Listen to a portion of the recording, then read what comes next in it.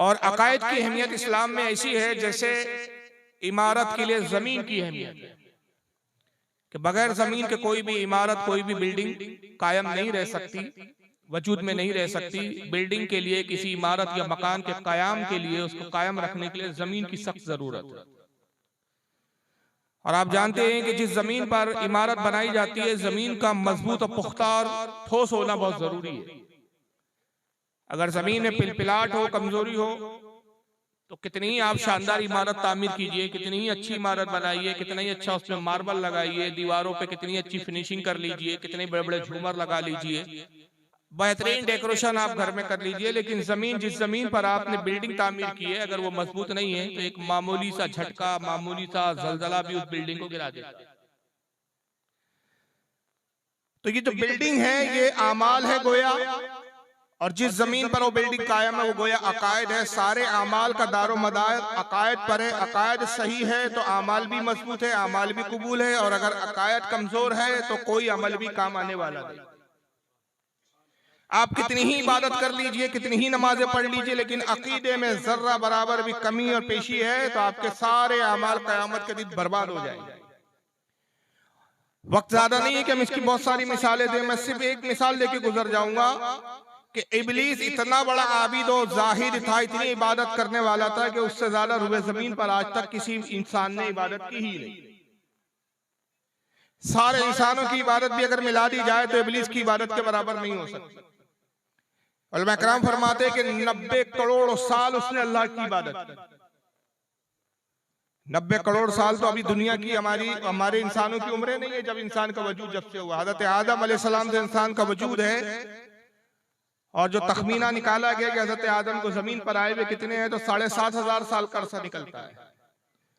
तो 7,500 साल तो सिर्फ इंसान के वजूद को हो रहे हैं दुनिया में आए हुए। इब्लिस चूंकि जिन्नात में से था, हज़रत आदम से बहुत पहले उसकी पैदाइश हो चुकी। 90 करोड़ साल इबादत की, लेकिन नबी की शान में अदना सी तौहीन की, सजदा करने से, नबी की ताजीम करने से इनकार किया। 90 करोड़ साल की इबादत तबाह बर्बाद हो गई। वजह क्या थी? इमारत तो बहुत शानदार बनाई, 90 करोड़ साल तक अपनी इमारत आमाल की तामीर करता रहा, लेकिन अकीदे की जमीन पुख्ता नहीं थी। तो जब इबलीस के 90 करोड़ साल के सजदे काम ना आए तो अंदाजा लगाइए कि अगर कोई हम में से नबी पाक की शान में जर्रा बराबर भी तौहीन करे तो उसके अकीदे की जब कमजोरी हो तो उसके अमाल कैसे कायम रह सकते। अब अकायद क्या है, हम कैसे जाने कि किन अकीदों को मानना है, किन अकीदों को नहीं मानना है। इसके ताल्लुक से रसूलुल्लाह सल्लल्लाहु अलैहि वसल्लम ने हमारी रहनुमाई फरमाई, और आका सल्लल्लाहु अलैहि वसल्लम की बहुत सारी इस ताल्लुक से हदीसें, मैं सिर्फ 2 हदीसें आपको सुना देता हूं जिससे समझ में आ जाएगा आपके कि अकायद कहां से हमें लेना है, अकीदा किससे अखज़ करना है। एक हदीस पाक में है कि अल्लाह के नबी सल्लल्लाहु अलैहि वसल्लम फरमाते, अस्हाबी का नजूम फबिअय्यिहिम इक्तदैतुम इह्तदैतुम। सरकार ने फरमाया, लोगों मेरे तमाम सहाबा आसमान में चमकते हुए सितारों की तरह है। जैसे आसमान में सितारे रोशन और रोशन है, चमकदार है, रोशनी देते, मेरा हर सहाबी उन्हीं सितारों की तरह है कि उससे रोशनियां नमूदार होती है। और ये रोशनी कौन सी है? ये हिदायत की रोशनी है। इख्तदैतुम इह्तदैतुम, जिन तुम में से जिसने भी किसी सहाबी की पैरवी करी उसने हिदायत पाई। मेरा हर सहाबी साहिब हिदायत है।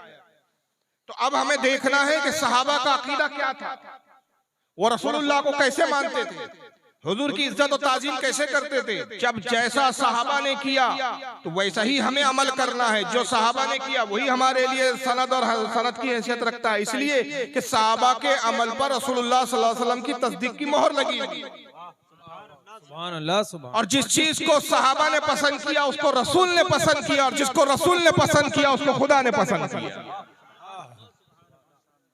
और एक दूसरी हदीस में आका सल्लल्लाहु अलैहि वसल्लम इरशाद फरमाते हैं, इन्ना बनी इसराइल तफर्रकत अला सिंतैन व सबईन मिल्ला व उम्मती तफ्तरिकु अला सलासीन व सबईन मिल्ला। कहा कि कौम बनी इसराइल में इख्तिलाफ हुआ।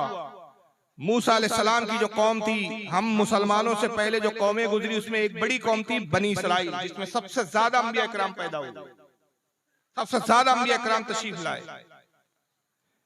हजरत इब्राहिम अलैहिस्सलाम के बाद से लेकर रसूलुल्लाह के दरमियान में जितने अंबिया और पैगंबर आए सब बनी इसराइल में आए। हजरत इस्माइल के बाद सीधा सिर्फ रसूलुल्लाह है। इस दरमियान में कोई भी पैगंबर बनी इस्माइल में नहीं है। दो कबीले थे, बनी इसराइल और बनी इस्माइल। बनी इसराइल का ताल्लुक हजरत ईसा की नस्ल से और बनी इस्माइल का ताल्लुक हजरत इस्माइल अलैहिस्सलाम की नस्ल से। रसूलुल्लाह हजरत इस्माइल की नस्ल में पैदा हुए। तो हुजूर और इस्माइल अलैहिस्सलाम के दरमियान में कोई पैगंबर नहीं है बनी इस्माइल में। लेकिन जितने अंबिया आए ईसा अलैहिस्सलाम तक, सब हजरत ईसा से लेकर ईसा तक जितने पैगंबर है, हजरत मूसा है, हारून है, जितने पैगंबर है, अक्सरियत पैगंबर की बनी इसराइल में पैदा हुई। मगर हुआ क्या, इतने अंबिया आने के बावजूद इस कौम में इख्तलाफ हुआ। हर जमाने में फिरके बनते गए इस कौम में। तो हुजूर फरमाते हैं कि इन्ना बनी इसराइल तफर्रक़त अला सिंतैनी व सबईन मिल्ला।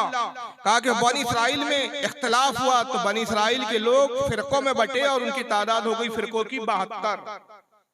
वो 72 फिरकों में बटे। व तफ्तरिकु उम्मती अला सलासीन व सबईन मिल्ला। और मेरी उम्मत में भी इख्तलाफ होगा, मेरी उम्मत में भी आपस में टकराव होगा, झगड़ेंगी मेरी उम्मत और झगड़ के लड़ के टुकड़ों में बटेंगी, गुरों में बटेंगी। और जब गुरों में बट जाएंगी तो उनकी तादाद कितनी हो जाएंगी, 73 होंगी। बनी इसराइल 72 हुए थे, मेरी उम्मत 73 फिरकों में बटेगी। कुल्लुहुम फिन्नार। आका ने कहा सब के सब जहन्नम में जाएंगे। इल्ला मिल्लतन वाहिदा। सिर्फ एक जमात होंगी, एक फिरका होगा जो जन्नत में जाएगा। यानी 73 में से 72 फिरके जहन्नम में जाएंगे और हर फिरकों में करोड़ों अरबों लोग होंगे।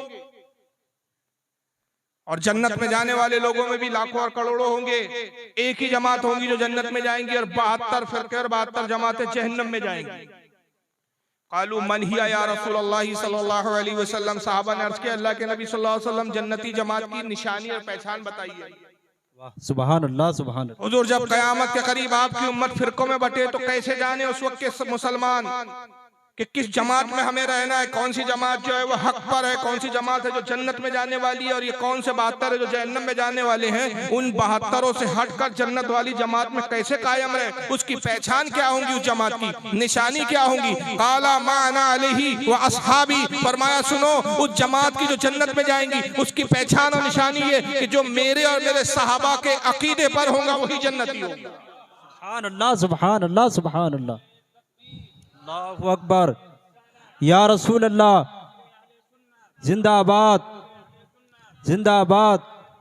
अल्लाहु अकबर। तो अंदाजा लगाइए कि सहाबा का जो अकीदा, उस अकीदे को जो जमात अपना लेंगी वही जन्नती है। अब मैं बहांगे दो दलाइल के साथ, दलाइल की रोशनी में, हकायक की रोशनी में, बिल्कुल हाथ कंगन को आरसी क्या चैलेंज के साथ ये दावा करते हुए कहता हूँ, खुदा की कसम इस वक्त जितने भी फिरके हैं और जितने आइंदा होने वाले हैं, हम नहीं जानते आगे कितने फिरके होंगे, जितने हैं उतने हमें मालूम है। उन तमाम फिरकों में और आइंदा होने वाले तमाम फिरकों में सिर्फ जो जन्नती जमात है वो अहले सुन्नत व जमात है, जिसको इस जमाने में मसलक आला हज़रत के मानने वालों की जमात है। सुभान अल्लाह सुभान अल्लाह सुभान अल्लाह। नारे तकबीर, नारे रिसालत, मसलक आला हज़रत।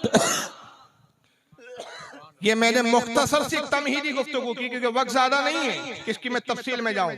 अब एक बात हमें जहन नशीर कर लेना चाहिए कि जो भी हमारा अकीदा है, हम उस अकीदे की हक्कानियत और उसकी सच्चाई के लिए कैसे परखेंगे कि अकीदा सही और जन्नत में ले जाने वाला है। हम उस अकीदे को सहाबा के अकीदे पर पेश करेंगे। और जो भी जमात सहाबा के अकीदे के खिलाफ बात करते हुए नजर आएंगी, हम जान लेंगे कि इसका अकीदा जब सहाबा का अकीदा नहीं तो ये जन्नती जमात अहले सुन्नत में नहीं, ये 72 जहन्नमियों में से। सुभान अल्लाह सुभान अल्लाह। अब हम उसकी इबादत नहीं देखेंगे, हम उसकी नमाजें नहीं देखेंगे, और जो नमाजें देखे, इबादत देखे, उनकी दाढ़ियां देखे, उनके छुप्पे देखे, उनकी टोपियां देखे, उनके कुब्बे देखे, उनके मदरसे देखे, उनकी मस्जिदें देखे और फिर सोचे कि ये मुसलमान हो सकते हैं, तो बहुत बड़ी गलती और खता पर है। इसलिए कि अल्लाह ताला ने इब्लीस की जो है हुलिये को नहीं देखा, इब्लीस की इबादतों को नहीं देखा, 90 करोड़ साल के सज्जे को नहीं देखा, उसके अकीदे को देखा। जब देखा कि उसके अकीदे में हजरत आदम की ताजीम नहीं है तो उसकी सारी 90 करोड़ साल की इबादत मुंह पे मार दी गई। तो लिहाजा जब इब्लीस की इबादत बरकरार ना रही तो कोई दाढ़ी रखने वाला, कोई टोपी पहनने वाला, मदरसे चलाने वाला, मस्जिदों में नमाजें पढ़ने वाला, अगर उसके अकीदे में खामी हो और वो सहाबा रसूल के अकीदे पर ना हो और उसमें तौहीन की आमिज़श हो, खुदा की कसम उसकी कोई इबादत काम आने वाली नहीं। बेशक बेशक बेशक। सुभान अल्लाह सुभान अल्लाह। अब मैं चंद हवाले और चंद बातों के जरिए बताता हूँ कि जिन अकीदों में हमारा कुछ जमातों से इख्तिलाफ है और वो दावा करते हैं कि जो अकीदा हम पेश कर रहे हैं वो इस्लाम का अकीदा है, हम कहते हैं तुम्हारे कहने से ये अकीदा हम इस्लाम का नहीं मान सकते जब तक इस अकीदे को हम साहबा के दरबार में पेश ना करें। सुभान अल्लाह, सुभान अल्लाह। ये एक अकीदा पेश किया जाता है। इस ताल्लुक से मैं आपके सामने एक वीडियो दिखा रहा हूँ। अभी आजकल ये नेट पर बड़े चल रहे हैं, पाकिस्तान से इनका ताल्लुक है और इनका नाम है मौलवी तारिक जमील साहब। इसका साउंड भी चालू कीजिए। हाँ, देखिए इनकी ऑडियो एक्चुअल में वीडियो नहीं मिल पाया। ये क्या कह रहे हैं जरा इसको गौर से सुनिए आप। अगर आपने कहा या रसूल अल्लाह मेरी किश्ती को पार लगा दे, लेकिन यहां अगर आपने कहा या रसूल अल्लाह मेरी किश्ती को पार लगा दे, ऐसा आदमी मुर्तद है, काफिर है, पक्का। बिल्कुल इसमें और हिंदुओं में कोई फर्क नहीं है। 360 बुतों के सामने झुकने वाला, गाय का पेशाब पीने वाला और एक ऐसे मौके पे या रसूलुल्लाह मदद का नारा लगाने वाला, दोनों गंदे पलीद नजस जिनका मस्जिद हराम में दाखिला मना। बिल्कुल इसमें और हिंदुओं में कोई फर्क नहीं है। 360 बुतों के सामने झुकने वाला, गाय का पेशाब पीने वाला और एक ऐसे मौके पे या रसूलुल्लाह मदद का नारा लगाने वाला, दोनों गंदे पलीद नजस जिनका मस्जिद हराम में दाखिला मना। कुरान कह रहा है इन्नमल मुशरिकून नजसुन, मुशरिक नापाक है, पलीद है। फला यक़रबुल मस्जिदल हराम, मस्जिद हराम के करीब भी ना फटकेंगे। आवाज शायद इको की वजह से कुछ समझ में आई होगी, कुछ नहीं आई। हालांकि उर्दू में जो बोल रहा था स्क्रिप्ट चल रही थी। मैं रोक रोक के एक जुमला इसका बताता हूँ। ये मौलवी तारिक जमील है जिसका ताल्लुक देवबंदी जमात से, तारिक मसूद। आइए तारिक मसूद का फिर जुमला फिर से सुनिए क्या कहता है, सुनिए। लेकिन यहां अगर आपने कहा या रसूल अल्लाह मेरी किश्ती को पार लगा, लेकिन यहां अगर आपने कहा या रसूल अल्लाह मेरी किश्ती को पार लगा दे, ऐसा आदमी मुर्तद है, काफिर है, पक्का। ये कहता है अगर आपने ये कहा या रसूल अल्लाह मेरी कश्ती को पार लगा दीजिए, यानी आपने हुजूर से मदद तलब की, किसी मुसीबत में हुजूर को आवाज दी, किसी तकलीफ में हुजूर को पुकारा, तो वो कहता है कि ऐसा कहने वाला आदमी मुर्तद है, इस्लाम से खारिज है, काफिर है। और काफिर भी कैसा, पक्का काफिर, उसके कुफ्र में कोई शक नहीं है। और फिर किस नौइयत का, किस लेवल का काफिर है, आगे मौलवी तारिक मसूद साहब क्या कहते हैं वो भी सुन लीजिए। और हिंदुओं में कोई फर्क नहीं है। 360 बुतों के सामने झुकने वाला, गाय का पेशाब पीने वाला और एक ऐसे मौके पे या रसूलुल्लाह मदद का नारा लगाने वाला, दोनों गंदे पलीद नजस जिनका मस्जिद हराम में दाखिला मना। कहता है इसमें या रसूलुल्लाह कहने वाले में, जो या रसूलुल्लाह कहे उसके कहने वाले में, और 360 बुतों के पूजने वालों में, 360 बुतों के सामने झुकने वाले में कोई फर्क नहीं। जैसे 360 बुतों के सामने झुकने वाला मुशरिक है, वैसे ही या रसूलुल्लाह कहने वाला मुशरिक। जैसे गाय का पेशाब पीने वाला मुशरिक है, वैसी ऐसे मौके पर या रसूलुल्लाह मदद का नारा लगाने वाला मुशरिक है। दोनों गंदे पलीद नजस और ऐसे नजस, ऐसे नापाक के इनका मस्जिद हराम में दाखिला मना। ऐसे लोगों को मस्जिद हराम यानी मक्का मौज़ूआ में हज बैतुल्लाह के लिए भी आने देना नहीं चाहिए। ये अकीदा सारे देवबंदी और अहले हदीस, नाम निहाद अहले हदीस जमात के लोग पेश करते हैं कि या रसूलुल्लाह नहीं कहना चाहिए, सिर्फ मदद मांगना है तो अल्लाह से। और ताल्लुक से वो कुरान की आयत भी पेश करते हैं दलील में कि अल्लाह ताला कुरान में फरमाता है इय्याका नअबुदु व इय्याका नस्तईन। तर्जुमा ये होता है कि अल्लाह फरमाता है कि बंदो तुम इकरार करो, ये दुआ करो कि अल्लाह हम तेरी ही इबादत करें और तुझी से मदद मांगे। तुझी से मदद चाहे तो मदद सिर्फ अल्लाह से, अल्लाह ही मदद कर सकता है, अल्लाह से ही मदद मांगी जा सकती है। और अगर आपने अल्लाह के अलावा रसूल से भी मदद मांगी, किसी वली से भी मदद मांगी, किसी बुजुर्ग से मांगी, किसी साहबी से मांगी, तो आप मुशरिक है। और मुशरिक भी छोटे मोटे नहीं है, ऐसे मुशरिक के मस्जिद हराम में भी आपका दाखिला मना। नजीस है, आप गंदे पलीद है। ये सारी जमात का फतवा है, लेकिन क्या साहबा का यही अकीदा है? क्या साहबा इकराम या रसूलुल्लाह कहते नहीं थे? क्या कुरान की आयत का वही मतलब है जो इन्होंने बयान किया? नहीं। देखिए कुरान की आयत के दो हिस्से होते हैं, एक में अल्लाह ताला अपनी जाती सिफात का इजहार करता है और एक में अपने बंदों के लिए अताई सिफात का इजहार फरमाता है। वाह सुभान अल्लाह, सुभान अल्लाह। अब कुरान में तो ये भी है, कुरान में क्या ये नहीं है कि जहां से कुरान शुरू होता है अल्हम्दुलिल्लाहि रब्बिल आलमीन, तमाम तारीफें सिर्फ अल्लाह के लिए, अल्लाह के अलावा किसी की तारीफ ना करो। मगर इन मौलियों से पूछो, क्या ये अपने उस्ताद की तारीफ नहीं करते? क्या ये अपने मुल्ला की तारीफ नहीं करते? क्या ये रसूलुल्लाह की तारीफ नहीं करते? क्या ये अपने मदरसे की तारीफ नहीं करते? फिर तो तुम कुरान के खिलाफ हुए। कुरान तो कह रहा है तमाम तारीफें अल्लाह के लिए। तो इसका क्या मतलब हुआ? पता चला कि हकीकी तारीफ तो अल्लाह के लिए है, मगर अगर किसी बंदे की भी तारीफ की जाए तो उसमें भी अल्लाह की ही तारीफ है, इसलिए कि उस बंदे का पैदा करने वाला भी अल्लाह ही है। सुभान अल्लाह, सुभान अल्लाह। मिसाल के तौर पे मैंने एक टेबल बनाया, बड़ा खूबसूरत टेबल है। अब एक साहब आया और टेबल की तारीफ करने लगे, कहने लगे क्या शानदार टेबल बनाया यार आपने, कितनी बेहतरीन फिनिशिंग है, कितनी अच्छी इसकी पॉलिश है, कितनी चमक है। तारीफ वो टेबल की कर रहे हैं। मुझे बताइए ये तारीफ मेरी हो रही है कि नहीं हो रही? बेशक हो रही है। हर अक्लमंद जानता है कि टेबल की तारीफ का मतलब टेबल बनाने वाले की तारीफ। ताजमहल की जब तारीफ होती है तो ताजमहल खुद से नहीं बन गया, उसका बनाने वाला है। तो जब ताजमहल की तारीफ की जाती है तो गोया ताजमहल बनाने वाले मजदूरों की भी तारीफ हो रही है, मजदूरों के साथ जो इंजीनियर है उसकी भी तारीफ हो रही है, और जिसने उस बनाने और तामीर में पैसा सर्फ किया यानी शाहजहां की भी तारीफ हो रही है। तो इसलिए जब हम रसूल की तारीफ बयान करते, औलिया की तारीफ बयान करते, तो हकीकत में तारीफ अल्लाह की ही है, इसलिए कि अल्लाह ने ही इस लायक बनाया कि काबिल तारीफ हो गए। वाह, सुभान अल्लाह, सुभान अल्लाह। तो इससे पता चला कि दो सिफतें हैं अल्लाह, दो बातें होती है, दो सिफात है, एक जाती और एक अताई। जाती सिफतों का मालिक अल्लाह है, हकीकी मददगार अल्लाह ही है, अल्लाह के अलावा कोई मदद नहीं कर सकता। हमारे अहले सुन्नत का अकीदा है कि अल्लाह की मर्जी के बगैर कोई वली, कोई नबी, चाहे रसूलुल्लाह ही क्यों ना हो, जर्रा बराबर भी तसर्रुफ का इख्तियार नहीं रखते। मगर औलिया मदद करते हैं, अंबिया मदद करते हैं, रसूलुल्लाह सबसे बढ़कर मदद करते हैं। ये मदद का इख्तियार, ये ताकत तो कुव्वत अल्लाह ने ही अता फरमाई। वाह, सुभान अल्लाह, सुभान। और सहाबा ने रसूल से मददें ली, या रसूल अल्लाह के नारे लगाए, या रसूल अल्लाह अल मदद के नारे लगाए। हुजूर सल्लल्लाहु अलैहि वसल्लम से तकलीफों में, परेशानियों में मदद को ने आवाज दी।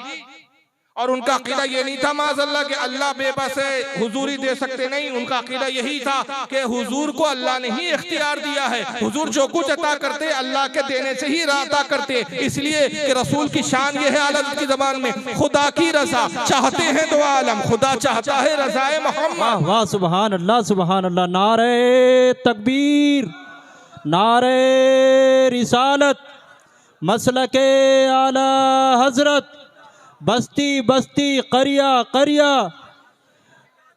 नारे तकबीर, नारे रिसालत।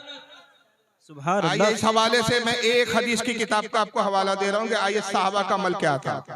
स्क्रीन पे किताब है आपके, अल अदबुल मुफरद, हदीस की किताब है। लिखने वाले कौन है? अमीरुल मोमिनीन फिल हदीस, जिनका नाम है मोहम्मद बिन इस्माइल बुखारी, जिनको इमाम बुखारी कहकर मुखातिब किया जाए।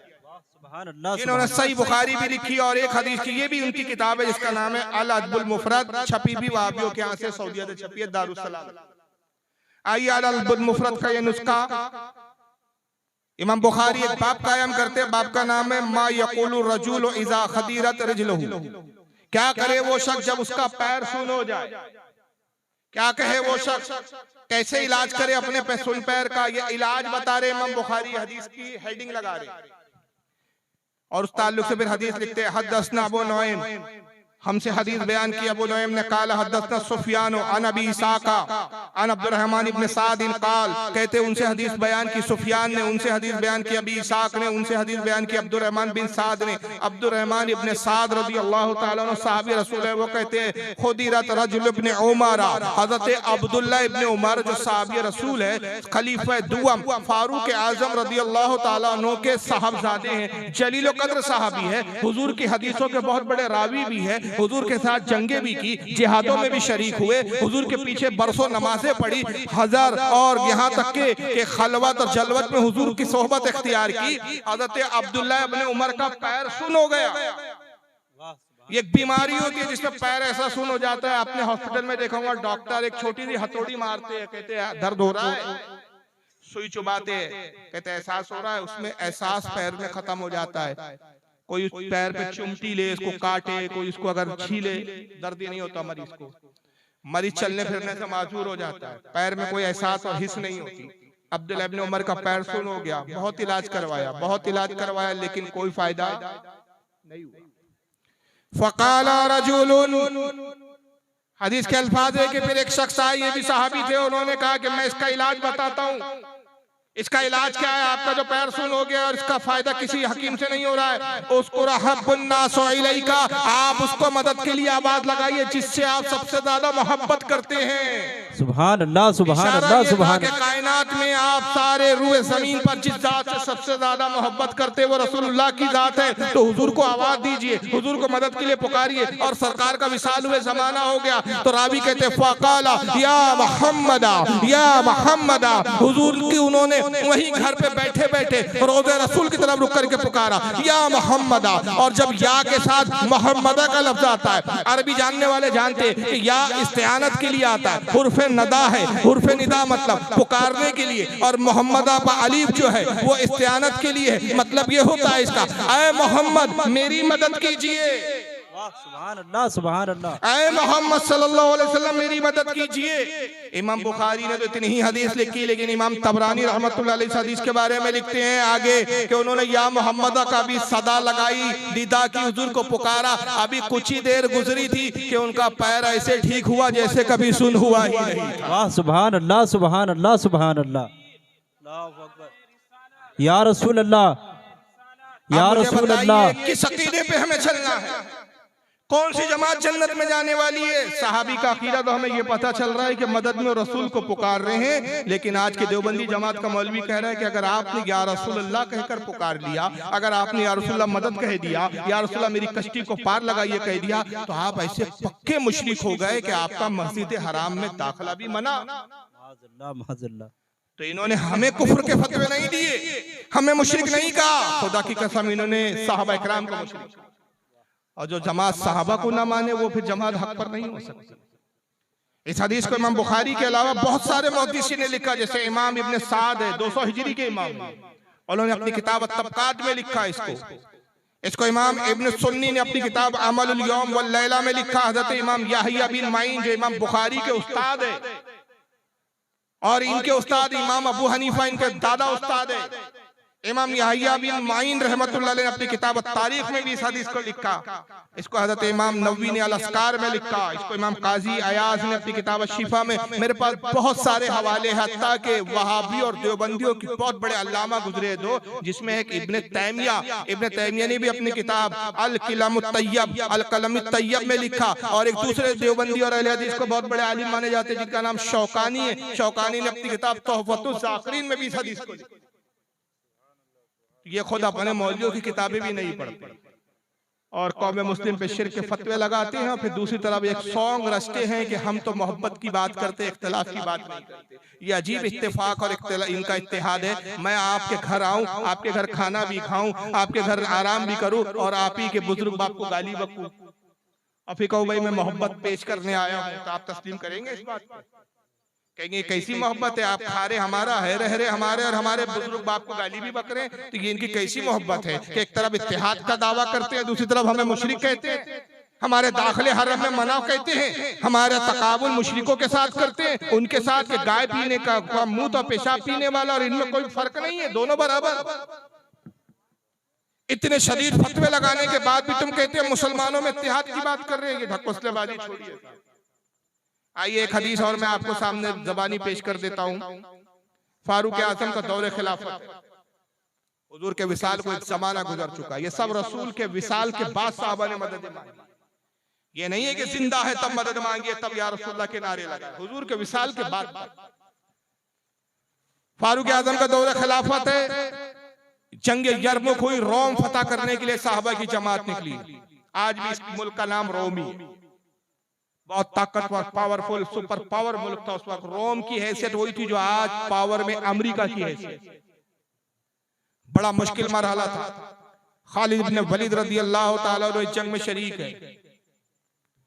एक जगह जब जंग हो रही है, इसको इमाम वाक़ती जो जलील क़द्र तबे ताबई है, और इनका इंतकाल 207 हिजरी में हुआ।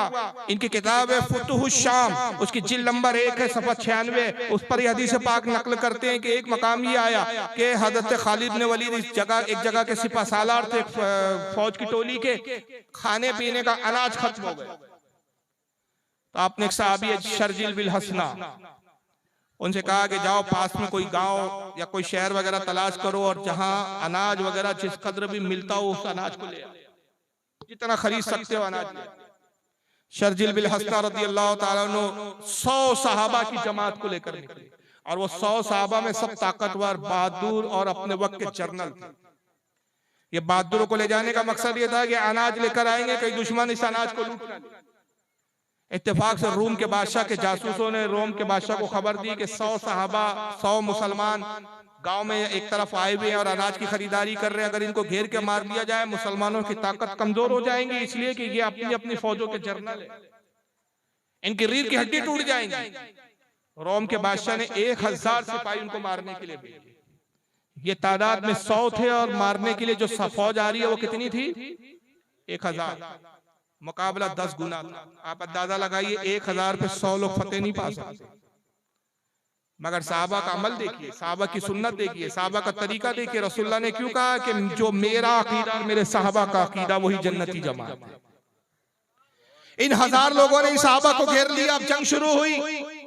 शर्जिल बिल हसना जो साहबी रसूल है, उन्होंने देखा कि हम 100 हैं, ये हमसे 10 गुना ज्यादा है, हम इन पे काबू नहीं पाएंगे, ये हम पर हावी हो रहे हैं, ये हम पर गालिब आ रहे हैं, हम लोग कत्ल हो जाएंगे। अब ऐसे मौके पे जब देखा कि मौत करीब है, उन्होंने क्या किया? हजारों मील का फासला है रोम के अंदर, जंगे यरमुक के मौके पर हजरत शर्जिल बिल हसना एक अलग मैदान में, एक अलग जगह, हजारों मील का फासला है मदीने और उसके दरमियान में, उन्होंने अपने घोड़े का रुख रसूलुल्लाह के रोजे की तरफ किया। और इमाम वाक़दी रहमतुल्लाह जो तबे ताबई है, आज के कोई बरेली के मौलवी नहीं है कि कुछ भी लिख दिया हो आप ये कहकर उस बात की अहमियत को घटा दे। वक्त के तबे ताबई जिन्होंने ताबई को देखा, ताबई वो जिसने सहाबी को देखा, इतने करीब के दौर के बुजुर्ग वो लिखते और बयान करते हैं कि हजरत शर्जिल बिल हसना ने रोज़े रसूल की तरफ रुख किया और कहा या नस्रिल्लाही इंजिला, या नस्रिल्लाही इंजिला, या मुहम्मदो, या मुहम्मदो, या मुहम्मदो, या मंसूर उम्मतहु उम्मतहु उम्मता।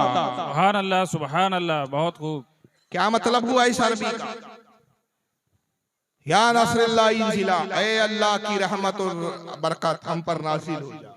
किसे बरकत करार दे रहे? अल्लाह की। रसूलुल्लाह, ऐ रसूलुल्लाह आप तशरीफ ले आइए, ऐ रसूलुल्लाह आप नाज़िल हो जाइए अल्लाह की रहमत, क्योंकि कुरान ने कहा वमा अरसलनाका इल्ला रहमतल लिल आलमीन।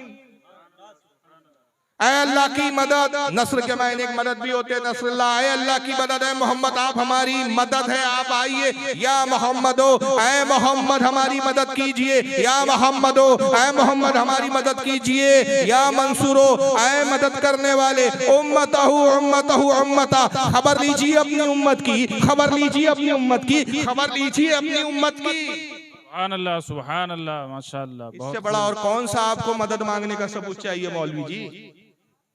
रावी कहते हैं कि जैसी उन्होंने निदा लगानी शुरू की, अल्लाह ने वो अजीम शान फता दी कि ये 100 लोग 1000 पर गालिब आए, इनमें कुछ मारे गए और बाकी भगदड़ के साथ अपनी जान बचा के भागे। नारे तकबीर, नारे रिसालत, मसलके आला हजरत, मुनाजिर अहले सुन्नत, नारे तकबीर। एक बात पर मैं कई दलाइल पेश कर सकता हूँ, लेकिन टॉपिक और वक्त उतना नहीं है लंबा कि हम, वक्त भी लंबा नहीं है हमारे पास, टॉपिक भी बहुत लंबा हो जाएगा। मैंने सिर्फ 2 हदीसें यहाँ पेश की, वरना इसी मौजू पर कि या रसूलुल्लाह साहबा ने हुजूर से कब सब मदद मांगी और किस किस तरीके से मदद मांगी, एक लंबा बयान है, इस पर लंबी गुफ्तगू की जा सकती है, रात छोटी पड़ जाएंगी, दलाइल कम नहीं होगी। लेकिन अहले इल्म के लिए काफी है समझने के लिए कि हम किताबों के हवाले पेश करते हैं, हम दलील अइम्मा की किताबों से देते हैं, हम दलील हदीसों से देते हैं, हम दलील सहाबा के अमल से देते हैं, और ये लोग अपने अक्ल के घोड़े बताते हैं। मुझे बताओ, इन मौलवियों ने कहा या रसूलुल्लाह कहना शिर्क है, क्या इसके लिए कोई दलील पेश करते हैं ये लोग? कोई हदीस सुनाते हैं कि रसूलुल्लाह ने कहा खबरदार मुझे या रसूलुल्लाह कह के ना पुकारना, खबरदार मुझसे मदद ना मांगना? कोई ऐसी हदीस पेश कर सकते हो? तो हम क़यामत आ जाएंगी, खुदा की कसम तुम ऐसी कोई हदीस पेश नहीं कर सकते। आइए साहबा का एक और अकीदा मुलाहिजा करिए कि हुजूर से मरने के बाद साहबा मदद तलब कर रहे हैं, इसका मतलब वो जानते हैं कि हुजूर सल्लल्लाहु अलैहि वसल्लम ज़ाहिरी हयात में अपनी कब्र मुबारक में जलवा गर है, वादे इलाही के तहत एक आन के लिए आपको मौत आई। सुभान अल्लाह, सुभान अल्लाह। हुजूर जिंदा है, और हुजूर जिंदा है, अपनी उम्मत की सदाओं को सुनते भी हैं। रोम में पुकारा जा रहा है। सहाबी हजरत शर्जिल बिन हसना का अकीदा है कि मैं पुकारा रोम में हूँ, आवाज मदीने तक जाएंगी, मेरे आका मदीने में बैठ के सुनते हैं। इसी को हालत कहते हैं फरियाद जो उम्मती करे हाले जार में। मुमकिन नहीं कि खैर बशर को खबर ना हो। नारे तकबीर, नारे रिसालत, माशाअल्लाह, बहुत खूब। तो सहाबा का यहाँ दो अकीदे पता चले कि हुजूर से मदद मांगना भी वो जायज समझते थे, हुजूर को जिंदा समझते थे, तभी तो पुकार रहे थे। मगर आइए इन बदबख्तों का अकीदा क्या है, जरा इन मौलवी साहब को सुन लीजिए। ये फसीउद्दीन हैदराबादी है इनका नाम। मेरे नबी मोहम्मद अरबी सल्लल्लाहु अलैहि वसल्लम अपने आप को शिफा नहीं दे सकते। नबी सल्लल्लाहु अलैहि वसल्लम के बारे में मैं ये कहूंगा आपके सामने कि नबी मोहम्मद सल्लल्लाहु अलैहि वसल्लम, रसूल मोहम्मद सल्लल्लाहु अलैहि वसल्लम, उनकी कब्र मुबारक में जिंदा नहीं है। जब हमारे नबी मोहम्मद सल्लल्लाहु अलैहि वसल्लम उनकी कब्र मुबारक में जिंदा नहीं है, तो फिर दूसरे उम्मती जिंदा है। फिर नबी दो बातें की, बदबख्त खबीस ने जिंदा है, मरानी है। मैं जिंदों को दिखा रहा हूं, मुर्दों को नहीं दिखा रहा। और इन्हीं के चैनलों पे ये वीडियो मौजूद है। और उनके लिए फिक्र लम्हे फिक्रिया जो कहते हैं कि भाई ये तो बड़े अच्छे लोग हैं, किसी को बुरा नहीं बोलते। अरे ये हमें बुरा नहीं बोलते, ये हमारे नबी को मुर्दा बोलते। जो हमारे नबी की तौहीन करे वो हमारा नहीं हो। वो जमात कभी जन्नती जमात नहीं हो सकती जो खुद गुमराहियत में भटक रही हो। जिनके नजदीक नबी मुर्दा हो, खुदा की कसम उनका अकीदा मुर्दा है। और हमारा नबी जिंदा है, इसलिए हमारा अकीदा भी जिंदा। तू जिंदा है वल्लाह, तू जिंदा है वल्लाह, मेरी चश्मे आलम से छुप जाने वाला। बहुत खूब हजरत, बहुत खूब। अल्लाहु अकबर, या रसूल अल्लाह। जिंदाबाद जिंदाबाद जिंदाबाद या रसूलुल्लाह। हाय हाय हाय, क्या बात। अब एक और मौलवी साहब को सुन लीजिए। इन्होंने तो कहा कि रसूलुल्लाह शिफा नहीं दे सकते अपने आप को। शिफा से मतलब फायदा, हुजूर अपने आप को फायदा मरने के बाद नहीं पहुंचा सकते, तो आपको क्या फायदा पहुंचाएंगे। इसलिए कि नबी अपनी कब्र में मुर्दा है, जिंदा नहीं है। जब नबी जिंदा नहीं है तो फिर और कोई उम्मती जिंदा होगा। तुम वलियों के बारे में कहते हो गौसे पाक जिंदा है या गौसल मदद, तुम ख्वाजा गरीब नवाज के बारे में कहते हो जिंदा या ख्वाजा अल मदद। अरे जब नबी जिंदा नहीं तो ये कहां से जिंदा होंगे। ये बदबख्त अकीदा इनका ये है। लेकिन आइए इन मौलवी को सुनो, ये कहते हैं जो जिंदा माने वो काफिर है, फतवा लगाते हैं ये। जरा सुनिए मौलवी महराज रब्बानी। अल्लाह के नबी मर गए, अल्लाह के नबी मर गए, कब्र अल्लाह के नबी बोलो। और जो ये अकीदा न रखे वो काफिर है। इसलिए कि अबू बकर सिद्दीक का ये बयान है कि नबी करीम सल्लल्लाहु अलैहि वसल्लम मर चुके हैं।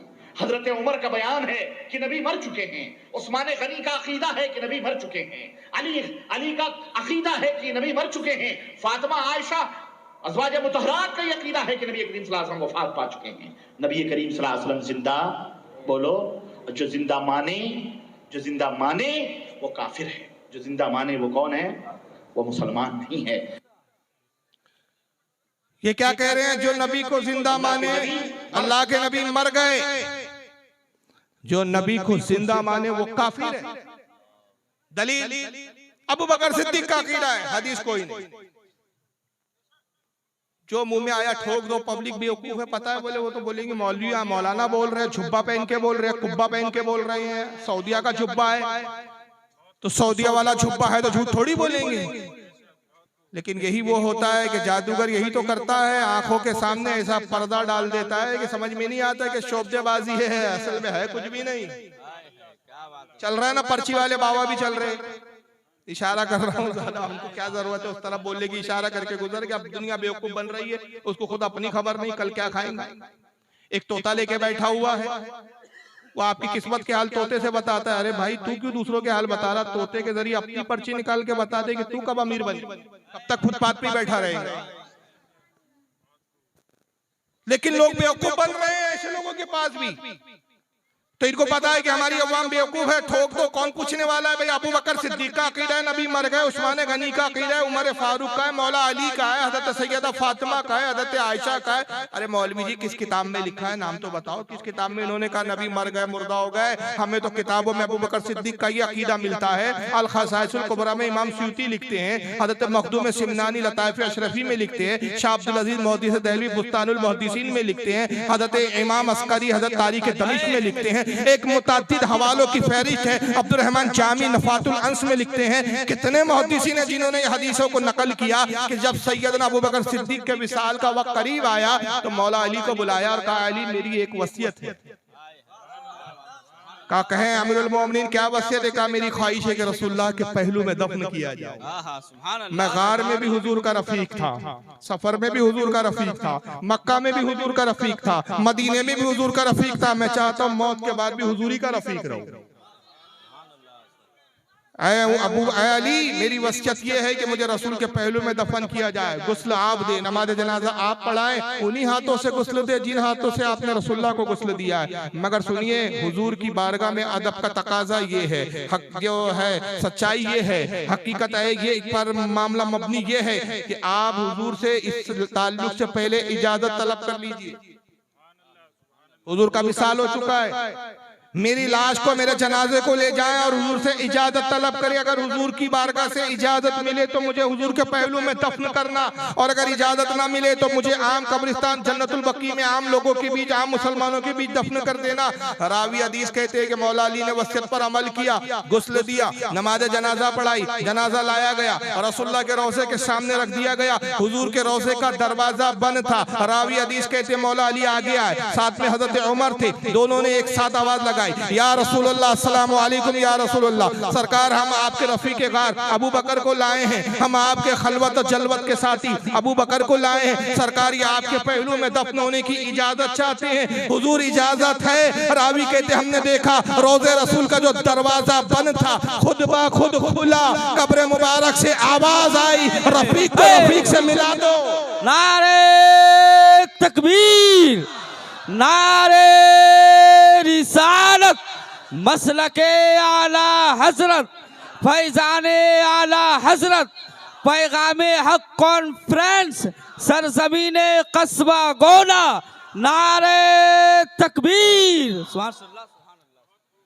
तो अबू बकर का तो अकीदा ये पता चला, साथ में अली है। अली नहीं कहते अबू बकर, हुजूर तो मर चुके हैं, ना सुनते हैं ना देखते, इजाजत कैसे देंगे? उमर एतराज नहीं कर रहे, आयशा सिद्दीका एतराज नहीं कर रही है, सैयदा फातिमा तो खैर विसाल हो गया था उस वक्त, और दूसरे सहाबा कोई एतराज नहीं कर रहे। हर सहाबी इस वसीयत पर अमल कर रहा है। गोया पता चला कि सहाबा जानते हैं, हुजूर सुन भी रहे हैं, देख भी रहे हैं, और अगर मंजूर हो तो इजाजत देने की ताकत और सलाहियत भी रखते हैं। तभी तो इजाजत ली जा रही है। और वहाबी जी ने एक कतार में सबके नाम लेके ठोक दिया, अवाम को उल्लू बना दिया। अबू बकर को अकीदा मर गए, उमर का अकीदा मर गए। दलीलें तुम्हारे पास है ही नहीं, कुरान तुम्हारे पास नहीं, हदीस तुम्हारे पास नहीं, लप्पासियां करते हो और उसको इस्लाम बताते हो। आइए इन्हीं लप्पासों में से एक और लप्पास को सुना, ये नबी को मुर्दा कैसे साबित कर रहा है। इसके बाद कोई हदीस नहीं है, ये अक्ल की शैतानी अक्ल का इस्तेमाल करता है। देखकर आप चौंक जाएंगे क्योंकि इस इलाके में बहुत आया। एक ये कौन सा कस्बा गोला है, और एक और नाम है उसका, वीडियो अगर मौका मिला तो दिखाऊंगा। आप ही के आसपास में बंगाल में जाए, इसकी बड़ी बेइज्जती की गई थी। एक कौन सा है, लाल गोला, ये कहाँ का? बंगाल का इलाका है, हाँ? करीब में है कि दूर है? दूर है। वहाँ लाल गोला में इसके साथ क्या होगा सुनिए। मैं लाल गोला की बेइज्जती कस्बा गोला में सुनाऊंगा। क्या बात है, वाह। वो आखिरी में रखा है मैंने, वहीं पर ही एंड करेंगे ताकि हमारी मजलिस का इख्तिताम हंसी खुशी हो जाए, आप हंसते हुए इस पिंडाल से जाएं। आइए मस्खरे को सुनिए, रसूल की इंतकाल पर कैसा मजाक उड़ा रहे हैं, हुजूर को कैसे मुर्दा कहता है। माज़अल्लाह तुम उसको पुकार, अरे साहब मर गया मत कहना, तौहीन हो जाएगी। पर्दा कर गए, ये बड़ी अच्छी इस्तिलाह निकाली हमारे भाइयों ने, पर्दा कर गए। अरे पर्दा किसको कहते हैं? वो इस दुनिया से गुजर गए। अरे अल्लाह के बंदे, उसी को तो हम मौत कहते हैं। नहीं नहीं, मरे नहीं है, पर्दा कर गए। पर्दे का माना क्या हुआ? पर्दे का माना यह हुआ कि वो जिंदा है लेकिन हमारी आंखों से ओझल हो गए। हमारी आंखें इस दुनिया में देख रही हैं, हमारी आंखों से ओझल हो गए का मतलब इस दुनिया से ओझल हो गए। हाँ, इस दुनिया से ओझल हो गए। अरे उसी को तो हम कहते हैं वो दूसरी दुनिया में चले गए। नहीं नहीं नहीं, वो इस दुनिया में ओझल नहीं, पर्दा कर गए। तुम कितना ही अच्छा लक़ब ले लो, पर्दा कर गए, जिंदा हैं, बाहयात हैं, पर्दा कर गए, विसाल कर गए, वफात कर गए, कुछ भी कहो, उनको जिंदा साबित करने के लिए कितने ही अच्छे अलकाब से तुम पुकार लो, लेकिन हकीकत यह है कि जनाबे मोहम्मद रसूलुल्लाह इस दुनिया में मौजूद नहीं है। अगर हैं तो मुझे बताओ, अहले हदीस का ये गुनाहगार बंदा मोहम्मद रसूलुल्लाह से मिलने के लिए जाएगा, मुझे एड्रेस दो, मुझे पता बताओ कि जिंदा है तो कहाँ है, किस जगह है, कहाँ मिलेंगे, मैं जाऊंगा।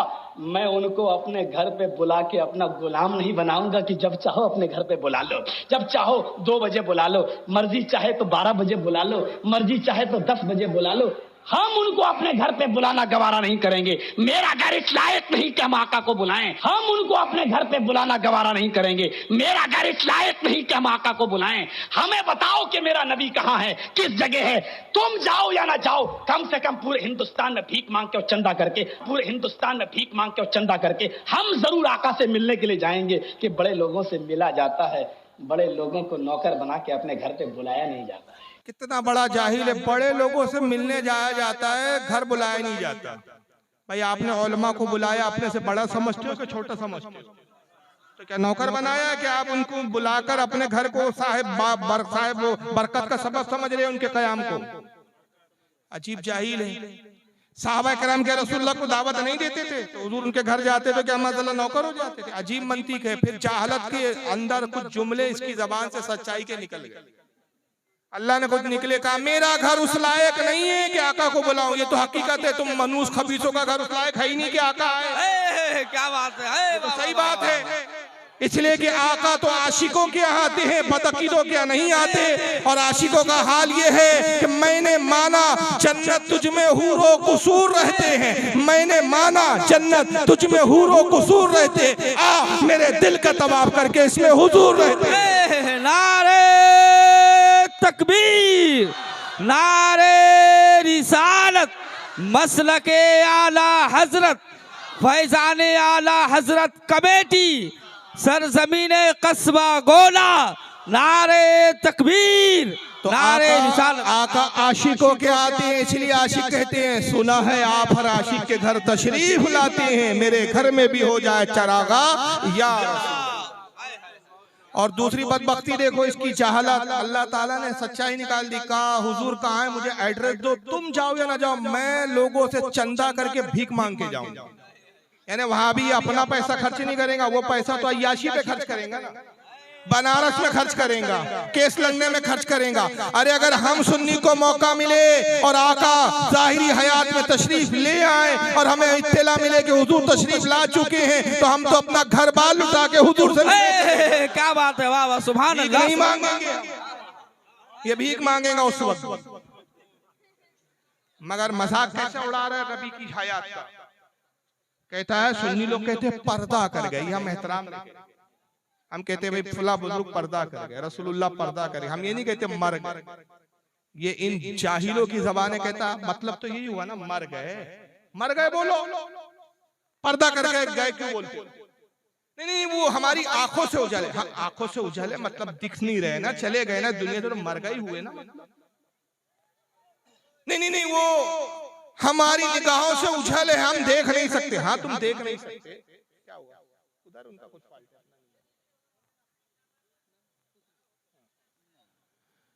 तुम देख नहीं सकते, इसका मतलब यही हुआ ना मर गए। तो इसका कहने का मतलब ये हुआ कि हकीकत ये है कि हुजूर मर गए, कबूल करो। सबसे पहले मैं एक बात बता दूं, हमारे अहले सुन्नत का अकीदा ये है कि अल्लाह का वादा है कि हर नफ्स को, हर जानदार को मौत का मजा चखना। ये कुरान में अल्लाह ने इरशाद फरमाया। इस आयत के तहत, फरमाने इलाही के तहत हर जानदार को मौत का मजा चखना है। नबी भी जानदार है, नबी भी नफ्स है, जिन्स है। हुजूर सल्लल्लाहु अलैहि वसल्लम को भी अल्लाह के वादे के मुताबिक मौत आई, लेकिन अंबिया और हमारी मौत में फर्क ये है कि अंबिया के लिए एक आन के लिए, एक घड़ी सेकंड से भी कम वक्त में एक मौत आती है, वादा इलाही पूरा होता है, फिर रूह आपके जिस्मों में लौटा दी जाती है। सुभान अल्लाह, सुभान अल्लाह। और फिर पहले की तरह आपकी हयात होती है। इस पर दलीलें हैं, दलीलों के अंबार हैं। इस पर अगर किसी को शौक हो तो मुनाजरा कर ले, हम तैयार। क्या बात है, वाह वाह वाह। लेकिन तकरीरों में सारे दलाइल नहीं रखे जा सकते, वक्त की तंगदामनी है। तो अकीदा तो ये कि हुजूर को वादा इलाही के तहत मौत तो आई, लेकिन हुजूर अपनी कब्र में इस वक्त जिंदा है, ये अकीदा है। और मैं भी इंशाल्लाह इस पे हदीस पे पेश करूंगा। लेकिन आइए इस बेगैरत को इसी की जबान में जवाब दे रहा हूँ कि तू कहता है हकीकत ये है कि मर गए। तुम कितने ही अच्छे अलकाब में बोलो, पर्दा कर गए, आंखों से उजल हो गए, हमारी निगाहों में नजर नहीं आ रहे। मतलब तो यही हुआ ना, मर गए। और अगर जिंदा है तो मुझे एड्रेस बताओ। इस खबीस को मालूम ही नहीं कि हुजूर का पता मदीना मुनव्वरा है, गुम्बद खजरा है। पता बताओ बोलता, कैसा मुसलमान है? अगर है तो मुझे दिखाओ। तो मैं कहता हूं अल्लाह जिंदा है कि मुर्दा है? कुरान में अल्लाह ने कहा अल हय्युल कय्यूम, वही तुम्हारा रब जो जिंदा है और दूसरों को जिंदगी अता करता है। आयतुल कुर्सी में आया अल्लाहु ला इलाहा इल्लाहु अल हय्युल कय्यूम, वही जिंदा है। ला ताखिज़ु सिनतु वला नौम, ना उसको ऊँघ आती है ना उसको नींद आती है, वो जिंदा है, लोगों को जिंदगी देता है। अल्लाह भी जिंदा है। अब कल कोई इसकी तरह बात खबीस इसी की तरह खड़ा हो जाए और कहे मौलवी जर्जीस अल्लाह जिंदा है, अल्लाह है तो कहा दिखाओ, मुझे पता बताओ। इसका बाप भी पता नहीं बता। फरिश्ते है या नहीं? हमारे नबी ने हमें बताया है कि हर इंसान के साथ दो फरिश्ते हैं। कहाँ है? कांधे पर, करामन कातिबीन, जो हमारे हिसाब किताब लिखते हैं। सीधे हाथ पर फरिश्ता नेकियों को लिखता है, उल्टे हाथ का फरिश्ता गुनाहों को लिखता है। जर्जिस के पास जाइए, अब तो जेल में सड़ रहा है खबीस की। जर्जिस मिल जाए तो खंजर लीजिए और उसका कांधा छीलना शुरू कर दीजिए। और वो कहे क्यों मार रहे हो, क्यों कांधा छील रहे हो? फरिश्ता देख रहा हो, दिख तो नहीं रहा, दिखाओ। तू तो अहले हदीस है, हदीस पर तेरा यकीन है, हदीस में तो हमने पढ़ा है, मगर दिख नहीं रहा है फरिश्ता। इसकी नाक बंद कर दो और ये कहे भाई सांस क्यों रोक रहे, मैं मर जाऊंगा, हवा तो आने दो। भाई हवा का हमें तो दिख ही नहीं रही है। तो हमारा ना दिखना क्या ना होने की दलील है?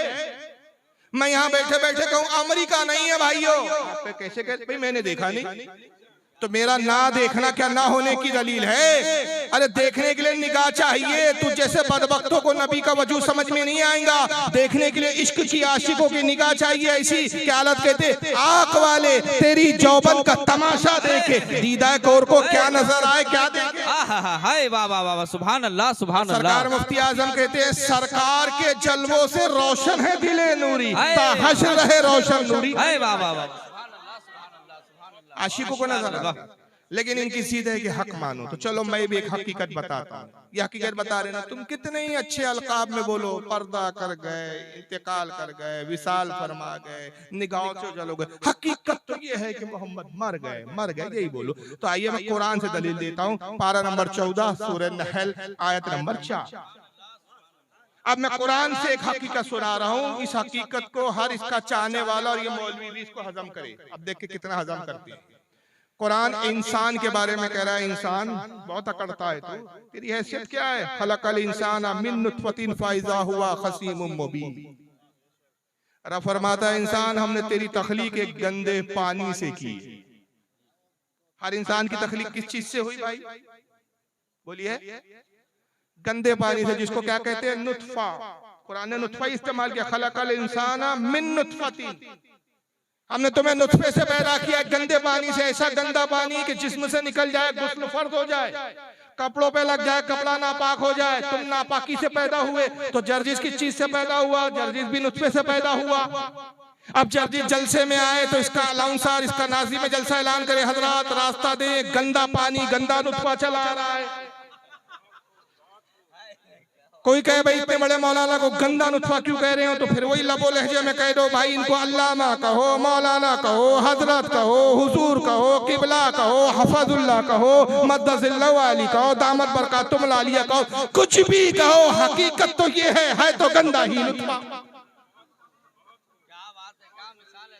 तो हकीकत तो मानो फिर, लेकिन ये अपने मुल्लाओं के लिए ये पसंद नहीं। जो चीज ये अपने मुल्लाओं के लिए पसंद नहीं करते, नाउज़ बिल्लाह मिन ज़ालिक, अस्तगफिरुल्लाह, ये रसूल के बारे में। ये किताब इत्तेफाक से हिफ्ज़ुल ईमान, इसमें मौलवी अशरफ अली थानवी जो देवबंद से ताल्लुक रखते हैं, उन्होंने लिखा रसूलुल्लाह का इल्म जानवर और पागलों की तरह है।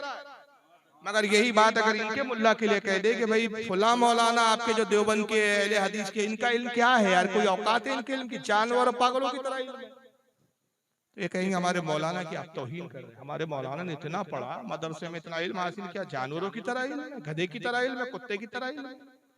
तो ये बात पे इनके मौलवी की तौहीन हो जाती है, लेकिन रसूल की तौहीन नहीं।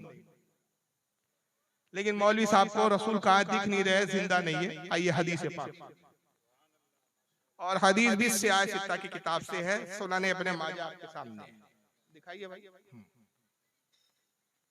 सुनाने अपने माजा हदीस की 6 किताबों में आती है, और सुनाने अपने माजा की हदीस नंबर 1001, यह सुनाने अपने माजा, और इसकी हदीस नंबर 1637। तवील हदीस है, लेकिन बड़ी असमत फजीलत है इस हदीस में, और ये हदीस की सनद बिल्कुल सही, ज़ईफ हदीस नहीं। इस हदीस को बहुत सारे मुहद्दिसीन ने लिखा है, एक लंबी फहरिस्त है। अन अबी दरदा रज़ियल्लाहु तआला अन्हु क़ाला क़ाला रसूलुल्लाह सल्लल्लाहु अलैहि वसल्लम, अबू दरदा सहाबी है, वो कहते हैं रसूलुल्लाह सल्लल्लाहु अलैहि वसल्लम ने इरशाद फरमाया, अक्सरुस सलाता अलैया यौमिल जुमा।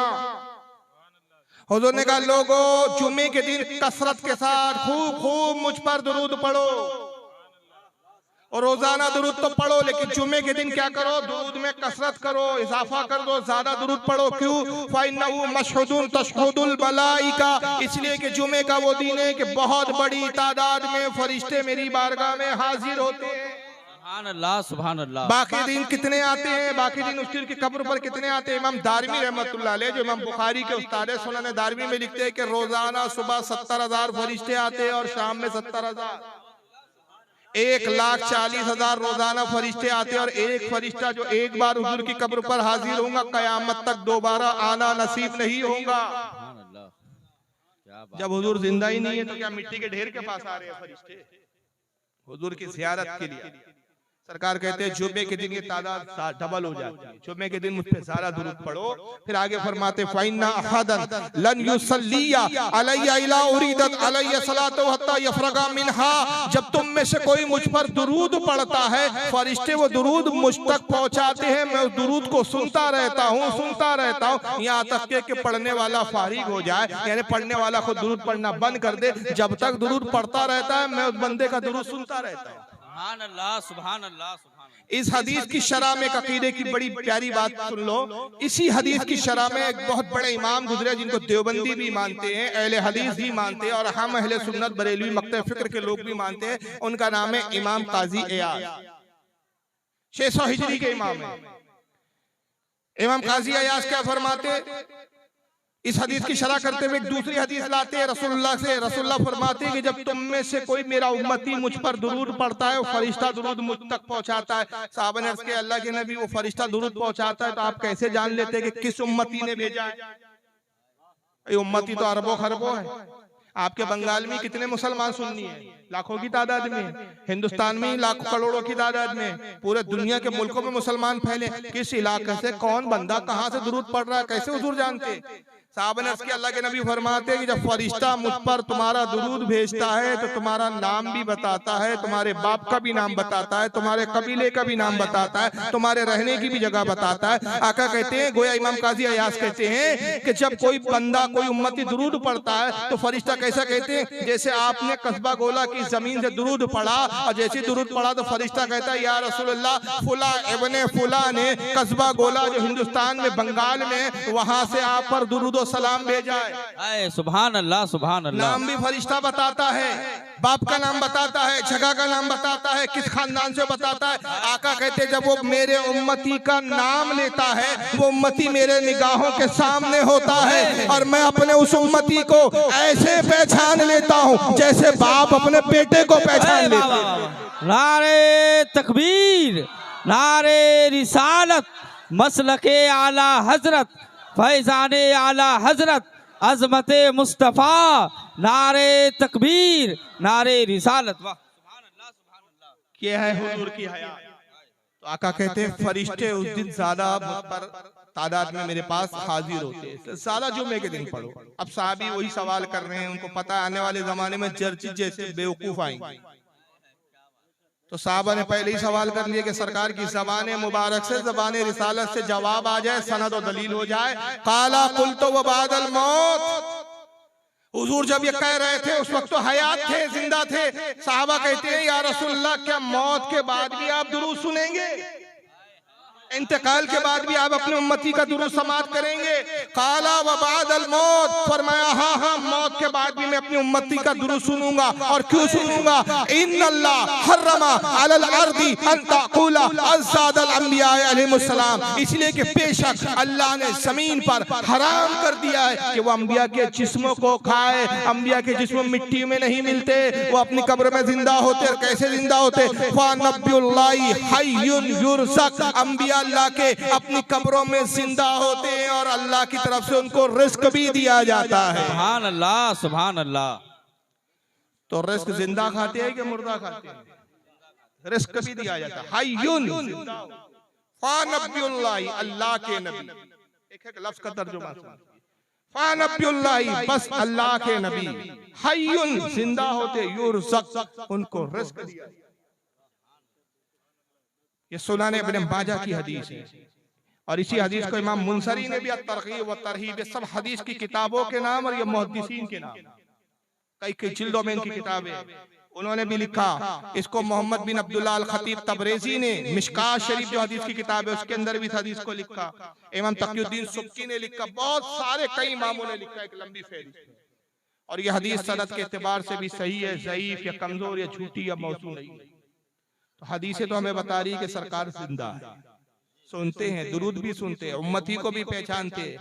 और मौलवी जर्जिस कहता है मुझे दिखाओ, तो बहुत सी चीजें दिखती नहीं है। जन्नत दिखती नहीं है मगर ईमान है कि है। फरिश्ते दिखते नहीं है मगर फरिश्ते, सही बुखारी की हदीस है।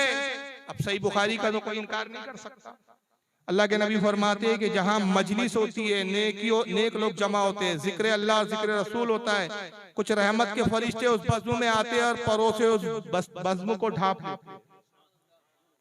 अब यहाँ जिक्र रसूल और जिक्र अल्लाह हो रहा है, फरिश्ते मौजूद है अपने परों से इस बज़्म को ढांपे हुए, मगर बताओ कि हमें फरिश्ते नजर आ रहे हैं? हमारा ना देखना ना होने की दलील नहीं है। चलिए वक्त हो गया काफी, बस आखिरी में 3 चीजें मैं दिखा रहा हूँ और उसके बाद जैसा कि मैंने कहा था कि जर्जिस की एक रुसवाई दिखाऊंगा, उसी पे इख्तिताम करेंगे। और 15 या 10 मिनट में अगर किसी को कोई सवाल पूछना हो तो सवाल पूछने की बिल्कुल इजाजत है, वो सवाल पूछ सकता है। अगर कोई शुबा या कोई डाउट हो, बातें बहुत सारी है लेकिन वक्त की थोड़ी ज्यादा किल्लत है, तंगदामनी है। दुरूद शरीफ पढ़े आप, अल्लाहुम्मा सल्ली अला सय्यदना व मौलाना शफीना व हबीबना व तबीबना व नबीना व मौलाना मुहम्मद व अला आलिहि व अस्हाबिहि व बारिक वसल्लम। सलातु व सलाम अलैका या रसूलुल्लाह सल्लल्लाहु अलैहि वसल्लम। एक जमाने से ये हमारा इन बदअकीदों के साथ एक ये भी मामला चल रहा है कि झूठ बहुत बोलते हैं। लेकिन चलिए एक मिलाद के ताल्लुक से भी मुझसे कहा गया था कि मिलाद की दलील पर मैं कुछ बात कर दूं, तो मैं 1-2 वीडियो पहले दिखा देता हूं। मिलाद के ताल्लुक से पहले आप देख लीजिए कि इनका क्या अकीदा है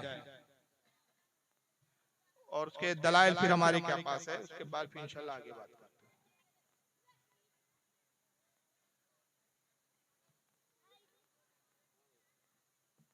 हैं। ये इनको तो जानते होंगे आप, जाकिर नाइक साहब, जरा इनकी मिलाद के बारे में राय क्या जरा सर? हमारे मुस्लिम माशरों में जितने हैं, खुसूसन इंडिया, पाकिस्तान और ममालिक में, कि एक ईद मिलाद उन नबी मनाया जाता है, वो बर्थडे ऑफ द प्रॉफिट। और अगर आप देखेंगे ये 12 रबी अव्वल है। और जहां तक कि हमें हदीस की रोशनी में हमें ये साबित नहीं होता है कि मोहम्मद सल्लल्लाहु अलैहि वसल्लम ने कभी अपना सालगिरह बनाए, या साहबाज ने, या ताइन या तबताइन ने कभी, या ताइन या तबताइन ने कभी उनका सालगिरह बनाए। तो जब मोहम्मद सल्लल्लाहु अलैहि वसल्लम ने कभी कहा नहीं कि मेरा सालगिरह बनाओ, या कभी साहबाज ने नहीं बनाए, और अगर आज हम उनका सालगिरह बनाते तो ये बिदअत हो जाता है। तो सालगिरह बनाने की कोई जरूरत नहीं है। ऐसा कोई इस्लाम एक मजहब के अंदर नहीं है, कुरान में भी नहीं, शरिया में नहीं। ये एक वेस्टर्न कल्चर है, ये एक वेस्टर्न कल्चर है कि हमें सालगिरह बनाना चाहिए। ये कहते हैं नबी की सालगिरह यानी मिलादुन नबी, मिलादुन नबी बोलने की भी तौफीक नहीं हो रही है इनको, सालगिरह बोल रहे हैं। मिलादुन नबी मनाना बिदअत है, जायज नहीं है। साहबा ने नहीं मनाया, रसूल ने नहीं मनाया, ये बिदअत है। और ये क्या है? Western culture. वेस्टर्न कल्चर मतलब ये अंग्रेजों का तरीका है। मैं ये समझ नहीं पाया अंग्रेज क्यों हमारे नबी की मिलाद मनाने लगे। कुछ भी बोल रहे हैं, अंग्रेजों का तरीका। अब हो सकता है कि वो जवाब में ये कह दे कि नहीं साहब, वो ईसा अलैहिस्सलाम का बर्थडे मनाते हैं, ईसा अलैहिस्सलाम का क्रिसमस डे मिलाद मनाते, इसलिए आप उनका तरीका अपनाते हो। तो इस पर तो कुरान और हदीस के बहुत अंबार है, लेकिन मैं जाकिर नाइक साहब का एक वीडियो दिखा देता हूँ आपको कि ये कौन सा कल्चर है। जब ये कोई इस तरह की वहां भी बात करे ना, आपसे बिदअत है, तो बोलना भैया ये पहले आप समझा दो कि ये क्या है। जरा देखिए। Let's welcome on stage the articulate analyst, Dr. Zakir Naik.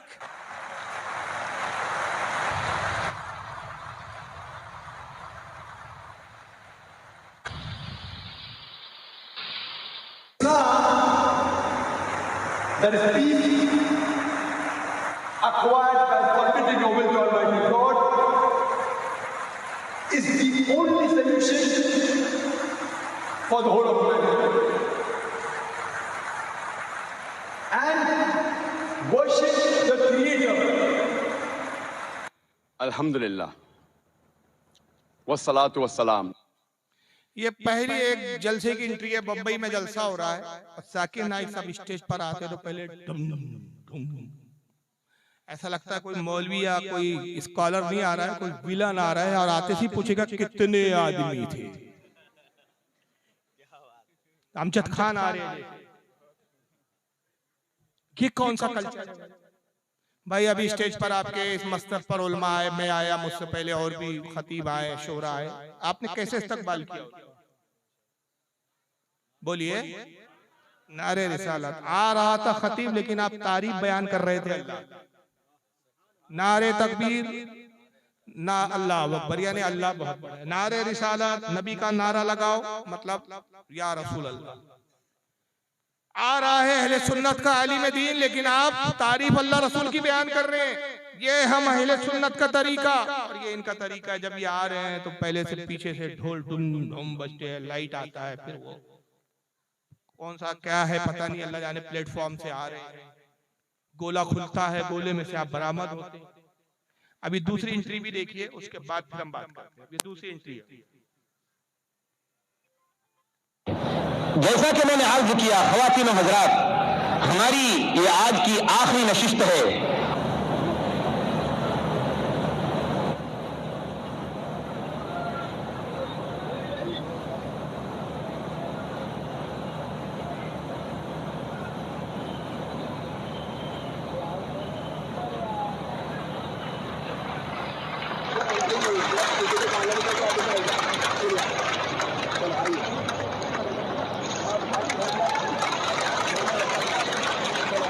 एक गोला आसमान से नाज़िल। अब मैं गोला नहीं कहूंगा, एक अंडा है, पता नहीं किस जानवर का अंडा है, और उसमें से ये चूजा पैदा होता है। ये दीनी जलसे हैं इनके, और ये गोलों पर, ये स्टेजों पर लाखों करोड़ों रुपए खर्च कर देते हैं, मगर कोई इनका मौलवी, कोई इनकी जमात का बेगैरत आदमी इनका गिरेबान पकड़ के नहीं पूछता जनाब ये कौन सा कल्चर है। आपको नबी के मिलाद में तो वेस्टर्न कल्चर नजर आ गया, ये कौन सा कल्चर है? यही तो वेस्टर्न कल्चर है, ये तो मुन्नी बाई के डांसों में होता था ऐसे। आप कब से लाइन में आ गए? मौलियों की एंट्री तो इस तरह स्टेजों पे नहीं होती भाई। अंडों में तो चूजे नहीं पैदा होते इस तरह, इतना बड़ा अंडा, इतना बड़ा चूजा निकला। इनकी ऐसी बेशुमार बिदात हमें जो दिखा सकता हूँ, जो इस बात के लिए जवाब में काफी है कि तुम पहले अपना गिरेबान झांक लो, उसके बाद फिर हमारे मिलाद पर एतराज करो। लेकिन इनको मिलाद से कितनी चीड़ है, ये साहब तो मर गए, जिंदा होते तो कुछ बात की जाती इनसे, लेकिन चलिए अब मर गए। डॉक्टर इसरार अहमद, जरा इनको। अभी एक नई ईद हो गई है, क्या इसका हुक्म दिया मोहम्मद रसूलुल्लाह ने? यफ़अलूना मा ला युमरून, वो अपनी ही इजाद करना रिवायात हैं, अपनी ही इजाद करना बिदआत हैं, अपनी ही इजाद करना रसूमात हैं, उन पर लगे हुए हैं और दावे करते हैं अल्लाह से मोहब्बत, रसूल के इश्क के, जबकि उनके अमल में न अल्लाह की इताअत है न रसूल का इत्तिबा है। अब जब ऐसी सूरत पैदा हो जाए तो क्या करें? फमन जाहदहुम बियदिही फहुवा मोमिनुन, तो जो मुसलमान भी उनके खिलाफ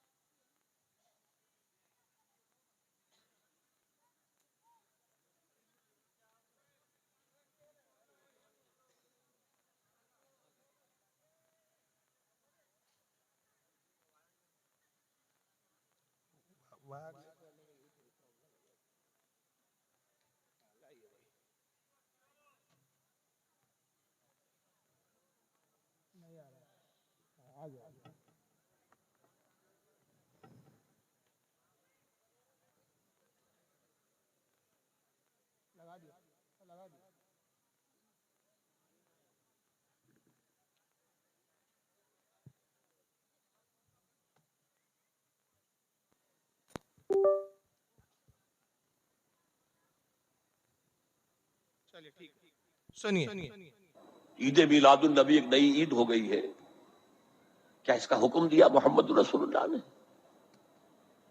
यफ़अलूना मा ला युमरून, वो अपनी ही इजाद करना रिवायात हैं, अपनी ही इजाद करना बिदआत हैं, अपनी ही इजाद करना रसूमात हैं, उन पर लगे हुए हैं और दावे करते हैं अल्लाह से मोहब्बत, रसूल के इश्क के, जबकि उनके अमल में न अल्लाह की इताअत है न रसूल का इत्तिबा है। अब जब ऐसी सूरत पैदा हो जाए तो क्या करें? फमन जाहदहुम बियदिही फहुवा मोमिनुन, तो जो मुसलमान भी उनके खिलाफ जिहाद करेगा अपने हाथ से, अपनी ताकत से, वो मोमिन होगा। वमन जाहदहु बिलिसानिही फहुवा मोमिनुन, और जो उनके खिलाफ जिहाद करेगा अपनी जबान से, वो भी मोमिन होगा। वही 3 दर्जे। वमन जाहदहुम बिक़ल्बिही फहुवा मोमिनुन, दिल से नफरत रखकर जो जिहाद करेगा बिलक़ल्ब, वो भी मोमिन होगा। फमा वरा ज़ालिका मिनल ईमान हब्बतु खरदल, इसके बाद तो ईमान राई के दाने के बराबर भी नहीं है। यानी इसरार अहमद साहब को इतनी नफरत है मिलाद से, इतनी नफरत है कि कहते हैं कि जब ईद मिलाद नबी कोई मनाए, ये नई ईद हो गई है, ना इसका रसूलुल्लाह की सुन्नत में पता है, ना साहबा का अमल है इस पर, ये एक अपनी इजाद है, लोगों ने अपने तरीका निकाल दिया। और ऐसी सूरत पैदा हो जाए कि जब लोग मिलाद मनाए तो तुम क्या करो? फमन जादहु बियदिही फहुवा मोमिन, जो उनसे हाथ से जिहाद करेगा, उनसे जंग करेगा, उनसे लड़ेगा, उनको मारेगा पीटेगा, वही मोमिन होगा। यानी आप इतने बदतरीन काफिर हैं इनके नजदीक मिलाद मनाने की वजह से कि इनके नजदीक आप पर जिहाद करना इन पर फर्ज हो। और अगर हाथ से लड़ने की ताकत नहीं है, आपने हाथ से रोकने की ताकत नहीं है, फमन जादहु बेलिसानिही फहुवा मोमिनुन, तो अपनी जबान से उनको रोको, और जबान से नहीं रोक सकते तो फमन जादहु बिक़ल्बिही फहुवा मोमिनुन, अपने दिल में नफरत रखो, बुरा जानो, नफरत के साथ उनसे सलूक करो, तो आप मोमिन है। इसके बाद राई के दाने के बराबर भी ईमान। एक तरफ ये हमें मिलाद मनाने पर इतने सख्त फतवे लगाते हैं इनके मौलवियां, हमको वाजिबुल कत्ल करार देते हैं। दूसरी तरफ इत्तेहाद की बातें होती है। बहरहाल इस पे इतना वक्त नहीं है कि मैं मिलाद पे बहुत ज्यादा दलीलें आपके सामने रखूं। एक ही दलील मैं आपके सामने दे देता हूं कि जैसे इन्होंने कहा कि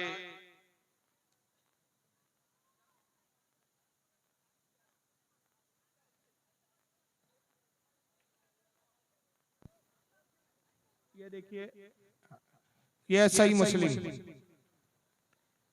बुखारी के बाद सबसे अहम तरीन किताबों में शामिल है। सही हदीस नंबर 2639, किताबुस सियाम।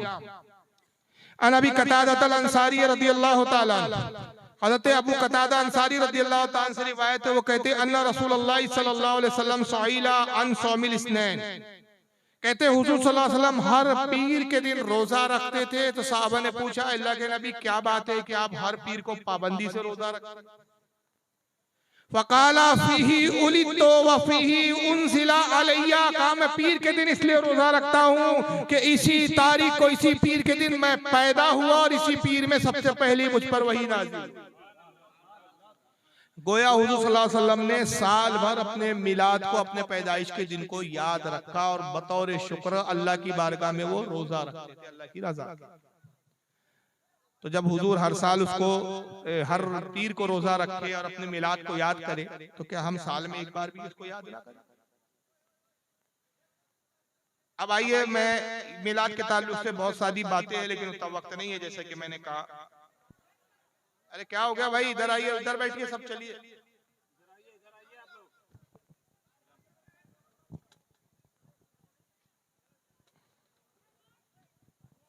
गेट के पास कौन है भाई? अंदर आना है तो आ जाइए, नहीं तो फिर उधर बाहर जाना है तो चले जाइए। एक किताब है जिसके ताल्लुक से बरसों से मौलवी जर्जी सर ये सब झूठ बोलते आ रहे हैं।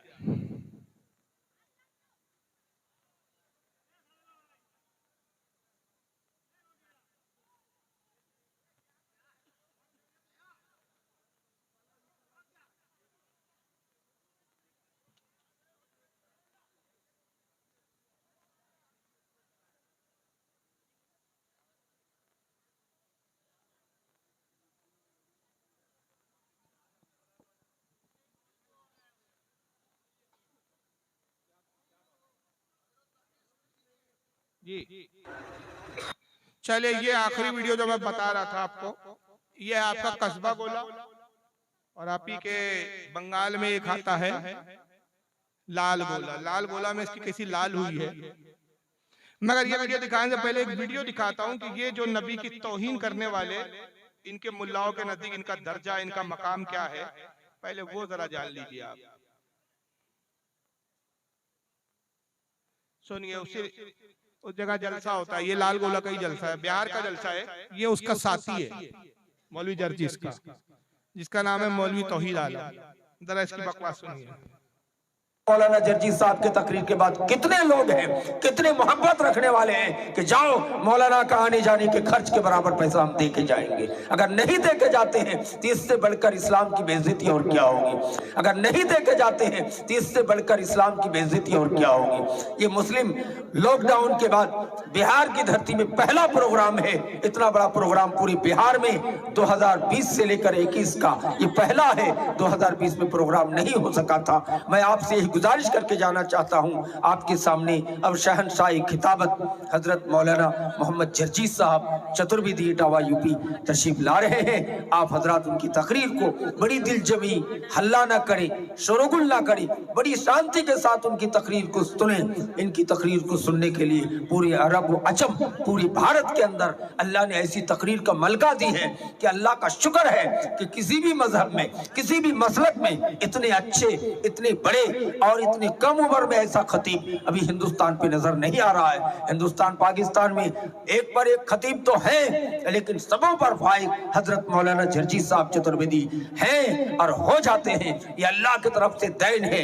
कुदरत ने ऐसी कुव्वत गोयाई और ऐसी जुबान पे मिठास और मलका अता की है कि पूरी दुनिया में एक तकरीर का धूम मचाया है। कुछ लोगों ने तो यहाँ तक मुबालगा आराई की है कि हजरत आदम के बाद आज तक की तारीख में मौलाना जर्जी जैसे खतीब ही दिखाई नहीं मिलता है, सबूतों में नहीं मिलता है। कुछ लोगों ने तो यहाँ तक मुबालगा आराई की है कि हजरत आदम के बाद आज तक की तारीख में मौलाना जर्जी जैसे खतीब ही दिखाई नहीं मिलता है, सबूतों में नहीं मिलता है। समझ रहे कितने बड़े खतीब है। पूरे अरबों अजम में इनके जैसा खतीब नहीं। हालांकि तकरीर तो उर्दू में करता है, पता नहीं अरब वाले कैसे समझ लेते हैं इसकी तकरीर।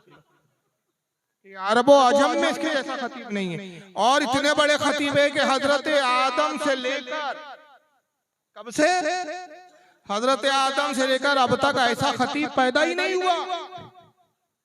बेगैर तो शर्म नहीं आती जब नबी और वलियों की तारीफ करो तो कहते हो कि शिरक हो जाता है, और अपने मुल्ला को इतने चने के झाड़ पे, कौन से झाड़ पे चढ़ा रहे हो यार।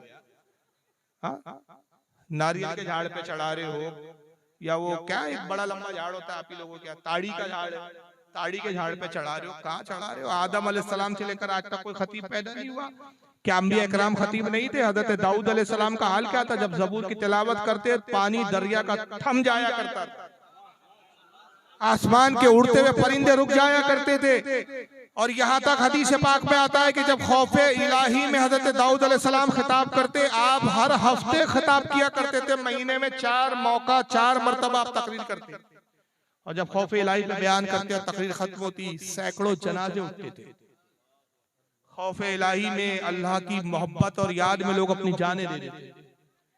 दाऊद अलैहिस्सलाम को ख्याल हुआ कि अगर इसी तरह मैं बयान करता रहा, लोग मरते रहे, ऐसा ना हो कि कौम मेरे खिलाफ हो जाए और कहे कि दाऊद तुम तो खिताब क्या करते हो, लोगों की मौत का जरिया बन रहे हो।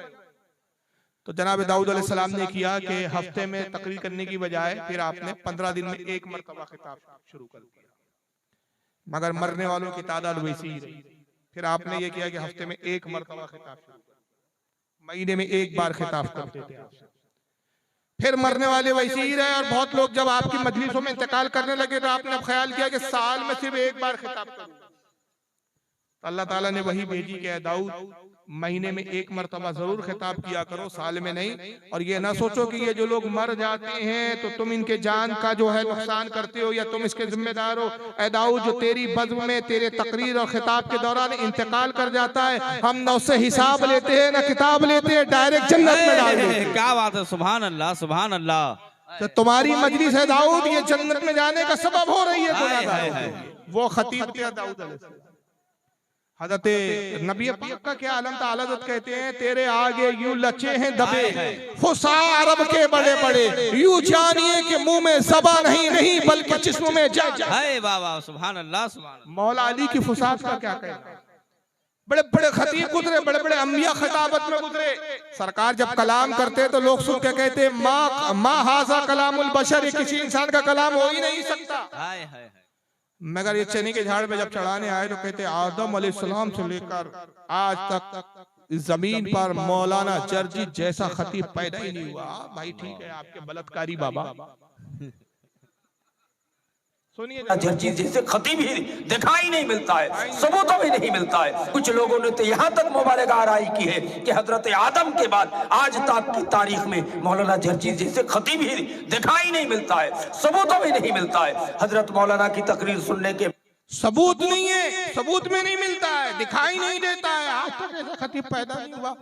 लेकिन तुमने चने के झाड़ पे चढ़ाया और वहीं पर पब्लिक ने क्या किया, लाल गोला के अंदर उसको लाल कर दिया। जरा सुनिए, उसी की ज़बानी हम क्यों गए भाई, सुनिए। लोग नाम भी बिगाड़ने लगे। कमीनों ने एक जगह इश्तिहार में मौलाना जर्जी चतुर्वेदी ना लिख के चूतरवेदी लिख दिया। अब ऐसे ऐसे लोग पैदा हो गए दुनिया में, अब हम क्या करें। कमीनों ने एक जगह इश्तिहार में मौलाना जर्जी चतुर्वेदी ना लिख के चूतरवेदी लिख दिया। अब ऐसे ऐसे लोग पैदा हो गए दुनिया में, अब हम क्या करें।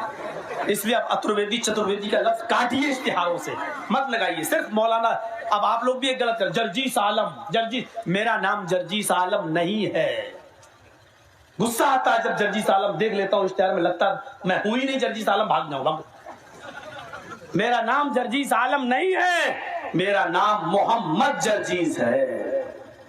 चाहो तो अंसारी लगा सकते हो क्योंकि मेरी बिरादरी है। एक जगह बंगाल के उस माहौल में तकरीर करने गए, बिल्कुल ऐसा माहौल था। वो कहता अब मैं दावत देती हूँ, मौलाना जर्जीस आएगी, तकरीर फरमाएगी। उसने हमें लड़की बना दिया। अनाउंसर और लाल गोला की तरफ तकरीर करने गए, वो हमसे कह रहा है अब मैं, आप अदब के साथ बैठी है सब लोग, मैं आपका बहुत शुक्र अदा करती हूँ। अपने आप को भी लड़की बना रहा है और मेरा अनाउंसमेंट। अब मैं आपके सामने मैं मौलाना जर्जीस चतुर्वेदी को बुलाती हूँ। क्या इन लोगों को माइक पकड़ा दिया गया, अब हंस रहे हैं। मेरी आंखों में आंसू थे उस वक्त। देखिए क्या बना रहा है मौलाना जॉर्जीस, जर्जीस भी नहीं, मौलाना जॉर्जीस। कहां से खींच कर लाए गोल जॉर्जीस। लग रहा है पता नहीं हम वहां से नागालैंड से आ रहे हो। मौलाना जॉर्जीस आएगी, तकरीर फरमाएगी। मैंने पूरी तकरीर की और फिर वो लोग जब गाड़ी पे हमें छोड़ने गए ट्रेन में दूसरे दिन सुबह ट्रेन में, तो उधर भी मजा। अब हम कोई चलो, अब जैसी गाड़ी हमसे कहते हैं ढुकिन दादा ढुकिन ढुकिन ढुकिन, हमने क्या गाड़ी खुल गया, गाड़ी खुल गया। और मैं जल्दी से घुस गया, मैंने कहा ये ढुकिन ढुकिन क्या होती है, ये ढुकिन ढुकिन, और गाड़ी खुल गया और मैं जल्दी से चढ़ गया गाड़ी में चलती हुई। अब वो बाय बाय टाटा होने लगी, कहता मौलाना साहब हाँ, आइंदा साल फिर आएगी। हमने कहा ऑपरेशन करा के आएगी। तब ये हाल कर दिया भाई इसको, मैं क्या बोलूं, उसने खुद बोल दिया चतुर्वेदी को कुछ और बना दिया, मर्द को औरत बना दिया, और उससे वादा करके गया था कि जब अगली बार आऊंगा तो ऑपरेशन करा के आऊंगा नहीं आऊंगी। लेकिन इससे पहले कि बेचारा ऑपरेशन कराता, पुलिस ने धर लिया, जेल में बैठा है, शायद जेल से निकलेगा तो ऑपरेशन करा के निकलेगा। तो देखिए ये अल्लाह ताला का एक निज़ाम है कि ये अंबिया का मजाक बनाते हैं, अल्लाह ताला इनकी ज़बानी इनका मजाक बनाते हैं, वरना हमारे उलमा का के साथ ऐसे मामला नहीं होते। तो बहरहाल ये चंद बातें मैंने अर्ज की, और मुझे व्हाट्सएप पे हमारे बानिए जलसा ने बहुत सारी चीजें लिख के दी थी कि इस पर बोलना, इस पे बोलना। अब इसमें से या रसूलुल्लाह पर मैंने खिताब किया और जिंदा नबी की हयात पे, तो उसी में 2 घंटे 2.5 घंटे हो गए।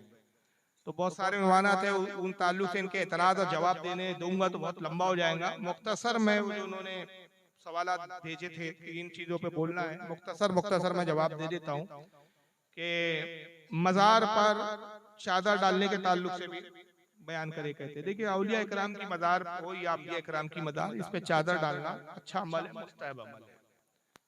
अलबत्ता ये हदीस से अगरचे साबित नहीं है, रसूलुल्लाह के ज़माने में इस तरह का कोई रिवाज नहीं था, लेकिन बाद में उलमा और आइम्मा ने कि वली की कब्र और गैर वली की कब्र में फर्क और इम्तियाज हो जाए, इसके लिए चादर डालने का तरीका शुरू किया। और उसका मकसद सिर्फ ये होता है कि वो चादर से कोई सवाब नहीं होता कि वली का दर्जा बढ़ जाता है या वली का मकाम बढ़ता है या चादर चढ़ाने वाले को बहुत सवाब मिलता है, ऐसा नहीं। बल्कि आला हज़रत फाज़िल बरेलवी ने साफ वादे तौर पर फरमाया कि बुजुर्गों की मज़ार पे चादर डालना मुस्तहब अमल है, अच्छा अमल है, सिर्फ इसलिए कि ताकि वाज़े हो जाए कि ये अल्लाह का वली है, और आम कब्र पे चादर ना डाली जाए ताकि वाज़े हो जाए कि ये मरने वाला एक आम इंसान। वली की कब्र पे जब कोई चादर देखे तो एहतराम करे, कब्र पे पैर डाल पर रखे, और वो एक एहतराम की निगाह से देखे और जान ले कि ये एक अल्लाह के वली है। तो यहाँ पर दुआ करें, उनके लिए साले सवाब भी करे, खुद भी उनके लिए दुआ करे, अपने लिए दुआ करे, और उनके वसीले से अल्लाह की बारगाह में दुआ करे, उनके फ्यूज़ और बरक़ात की तलब अल्लाह की बारगाह में अर्ज़ करे। ये मकसद होता है। अल्लाह फरमाते हैं कि जब तक मज़ार पर एक चादर है, एक चादर होते हुए दूसरी चादर डालना भी जायज़ है। हमारे यहाँ जो रिवाज है ना अजमेर में और बहुत सारी मज़ारों पे, लोग सोचते हैं 2 लाख की चादर, 3 लाख की चादर, ये सिर्फ इसराफ है, माल की बर्बादी। चादरों पे चादरें डाल रहे हैं, ये सिर्फ खादिमों का पेट भरता है, इससे उस बुजुर्ग को कोई फायदा नहीं। मुझे बताइए, आप चादर नहीं डालेंगे तो क्या गरीब नवाज का मकाम बढ़ जाएगा? और चादर डालेंगे तो क्या गरीब नवाज का मकाम बढ़ जाएगा? नहीं भाई, गरीब नवाज की शफाअत से करोड़ों लाखों लोग जन्नत में जाएंगे, उनकी शफाअत से गुनाहगार बख्शे जाएंगे, उनको आपकी हाजत जरूरत नहीं है। वो तो आले रसूल भी है, नबी के शहजादे भी है, अली के लख्त जिगर भी है, और अल्लाह के वली भी है, गरीब नवाज भी। तो जब वो दुनिया में गरीबों को नवाज रहे हैं तो इंशाल्लाह आखिरत में कितना नवाजेंगे।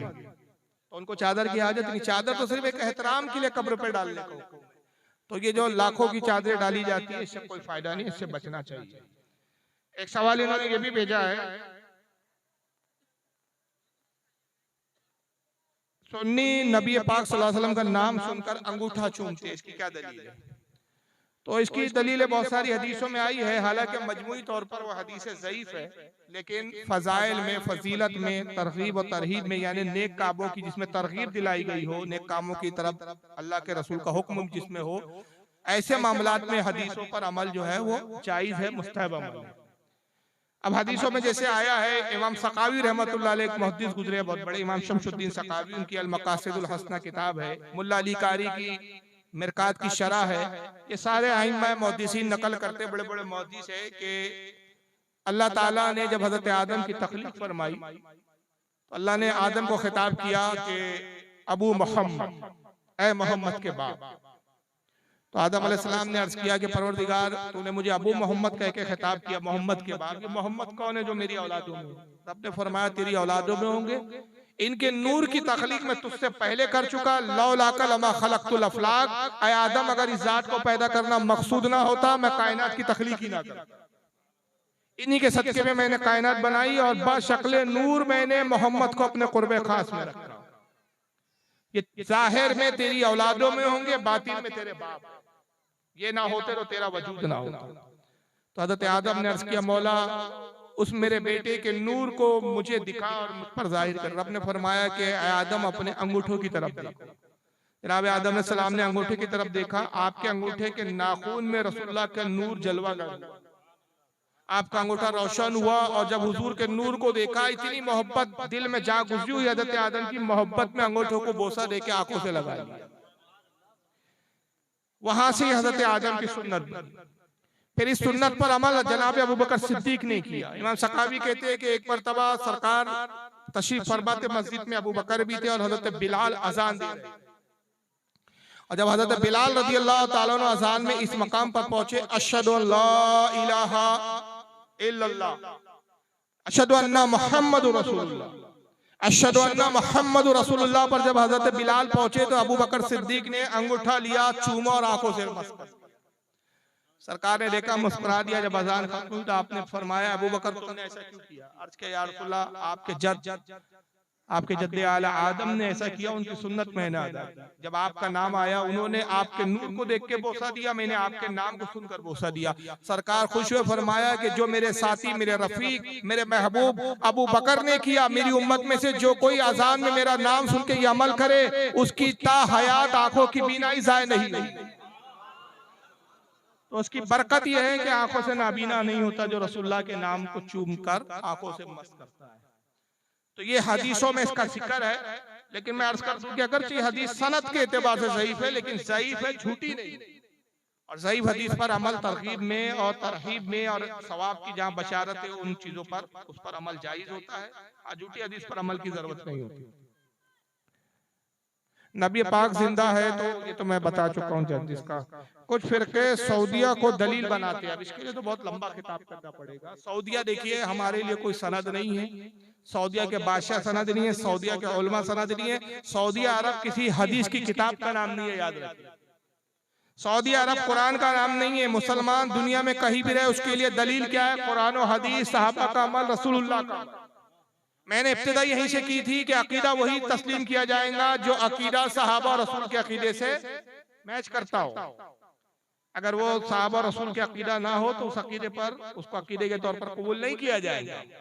अब सऊदिया में ऐसा होता है। अब सऊदिया में तो शराब भी पी जाती है, तवाइफों पे नोट भी निछावर किए जाते हैं। अब तो सऊदिया का हाल हो गया है कि अभी फिलहाल जो किंग बैठे हुए वहाँ सलमान नाम के, किंग सलमान, उसने सऊदिया में इतनी आजादी और छूट दे रखी है कि माज़अल्लाह फिल्म थिएटर भी वहाँ खुल गए, जबकि वहाँ फिल्म थिएटर पहले नहीं थे। अब फिल्में भी दिखाई जा रही है, डांस के क्लब भी बना दिए गए हैं, शराब खाने भी बना दिए गए, शराब पीते, बल्कि ऐसे वीडियोज आए कि ताश के क्लब बनाए गए या जुआ खेला जा रहा है, वह हरम का इमाम बैठ के जुआ खेल रहा है। हरम का एक साबिक इमाम है जो पहले इमामत करता था, काला सा है, उसका नाम अभी ज़हन में नहीं आ रहा, वो उस वहां पर बैठ के जुआ खेल रहा। जब उससे पूछा गया, इंटरव्यू लिया गया कि भाई ये तो आप शरीयत में जायज नहीं, तो कहता है तफरीह के लिए जायज है, इसमें कोई हर्ज नहीं। तो अब वहां पे शराब भी पी जा रही है, जुआ भी खेले जा रहे हैं, फैशन शो होते हैं, फैशन शो में नंगी बरहना अधनंगी औरतें रैम पर वो चलती है, बाकायदा उसका शो होता है, जिसकी नुमाइश होती है। ये सब सऊदिया में हो रहा है। तो क्या सऊदिया में होना ये सब दलील बनेगा, सनद बनेगा? नहीं। इस्लाम कुरान और हदीस का नाम है, अइम्मा के अक़वाल पर चलने का नाम है, सऊदिया के नक्शे कदम पे चलने का नाम नहीं है। और याद रखिए, सऊदिया जो आज की मौजूदा हुकूमत है, जो आज के मौजूदा सऊदी है, इनको तो अभी 100 साल भी पूरे होने के 1924 में इन्होंने सऊदिया को हड़प किया था। पहले वहाँ तुर्की हुकूमत थी, सुन्नियों की तुर्की हुकूमत को हटाकर ये वहाँ काबिज हुए। 24 सितंबर 1924 में इन्होंने कब्जा किया और अभी 2023 चल रहा है, यानी अभी आने वाले 24 सितंबर को 100 साल हो जाएंगे इनके कब्जे। तो इन्होंने जो इस्लाम को अभी दिखाया है ये 100 साल पुराना है, और हम जिस इस्लाम को मान रहे हैं, जिस पर चल रहे हैं, वो 1400 साल पुराना है। इसलिए कि हम कुरान और हदीस और आइम्मा की दलीलों को लेते हैं। तो जो लोग सऊदिया को दलील बनाते हैं वो एक नंबर के अहमक और बेवकूफ।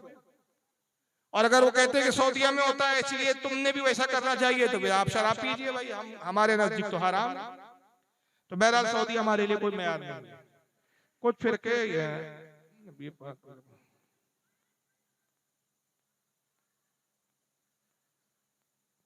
अब ये आखिरी सवाल है कि मजार चूमना जैसा कि दूसरे फिरके बिद्दत बताते हैं और शिर्क कहते हैं, ये कैसा है?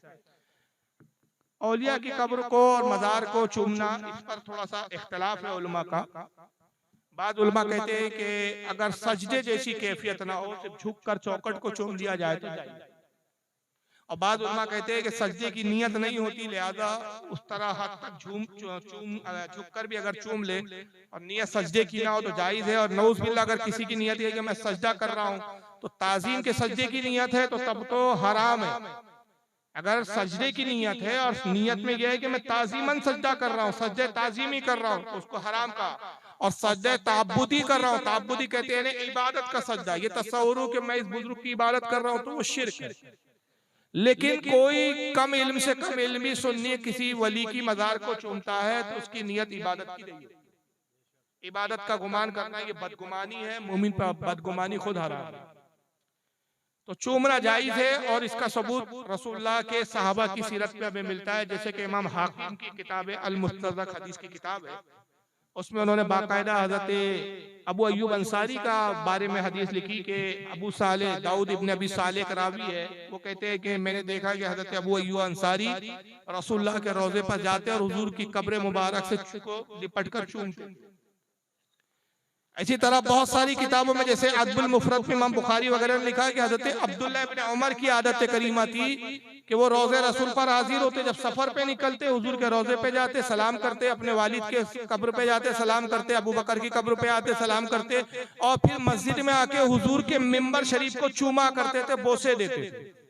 लोगों ने पूछा कि आप रसूलुल्लाह के मिंबर को क्यों चूमते हैं? कहा इसलिए कि यहाँ रसूलुल्लाह तशरीफ रखे, जिस जगह हुजूर का जिस्म मुबारक मस हो गया है वो बरकत वाली जगह है, लिहाजा मैं उसको चूम के बरकत हासिल करता हूं। तो मिंबर को चूमना, सरकार की कब्र को चूमना, ये सहाबा के अमल से साबित है। और जो अमल सहाबा का रसूल से साबित हो वो औलिया के लिए उम्मत का अमल साबित हो जाता है। इसलिए कि औलिया और उलमा जो है अंबिया किराम के नाइबीन होते हैं। जैसे हम उलमा के हाथ चूमते हैं, कोई पूछे भाई आप आलिम के हाथ क्यों चूम रहे, तो दलील क्या दी जाती है कि भाई सहाबा रसूलुल्लाह के हाथ चूमा। तो इसलिए कि जो अमल रसूल के साथ सहाबा का था वो सुन्नत बन जाता है। और अंबिया औलिया और उलमा चूंकि हुजूर के वारिस हैं, नायबीन हैं, उनकी औलादों की तरह, लिहाजा इनके लिए भी वो चीज साबित हो जाती है। तो बहरहाल कब्र को चूमने में हर्ज नहीं, अलबत्ता सजदा नहीं करना चाहिए, सजदे को हराम फरमाया हमारी शरीयत में, जायज नहीं है, पिछली शरीयत में जायज था। इस ताल्लुक से मेरा एक बड़ा तफसीली बयान है, वो कब्र को सजदा करता है मुशरिक है, ये बयान का नाम है। आप नेट पर जाइए, इंटरनेट पर, यूट्यूब वगैरह पर, वहां से डालिए वो कब्र को सजदा करता है मुशरिक है, बाय फारूक रज़वी, बयान पूरा आ जाएगा। 1.5-2 घंटे का बयान है, पूरी दलाइल हदीसों के साथ और कुरान के दलाइल के साथ पूरा बयान उसमें मौजूद है। अल्लाह ताला आज की इस बज़्म को कबूल फरमाए, जो कुछ भी बयान हुआ और जो कुछ भी बताया गया उस पर अमल की तौफीक अता फरमाए, और कहने और बोलने में कोई लर्जिश और गलती हो अपने हबीब के सदके में माफ फरमाए। आखिरी बात, अभी सलात सलाम होगा, अभी हो गए हैं 3:15, सलाम दुआ 3:30 हो जाएंगे। फजर की नमाज कितने बजे है यहाँ पर? 5:30 बजे जमात है, तो हो सके तो जमात से नमाज पढ़े, हो सके। लेकिन अगर खुदा ना खास्ता कोई ऐसे लोग हो जब नींद का बहुत गलबा हो, अब इतना गलबा है कि बस जागना नहीं हो रहा है, तो जैसी फजर का अव्वल वक्त शुरू हो जाए, यानी फजर का वक्त अजान से पहले कुछ पहले शुरू हो जाता है, तो कम से कम अपने घर में फजर पढ़ के सोए। हालांकि जरूरत तो यह है कि जमाती से पढ़े, कि जमात छोड़ना बिला वजह जायज नहीं है, वाजिब है।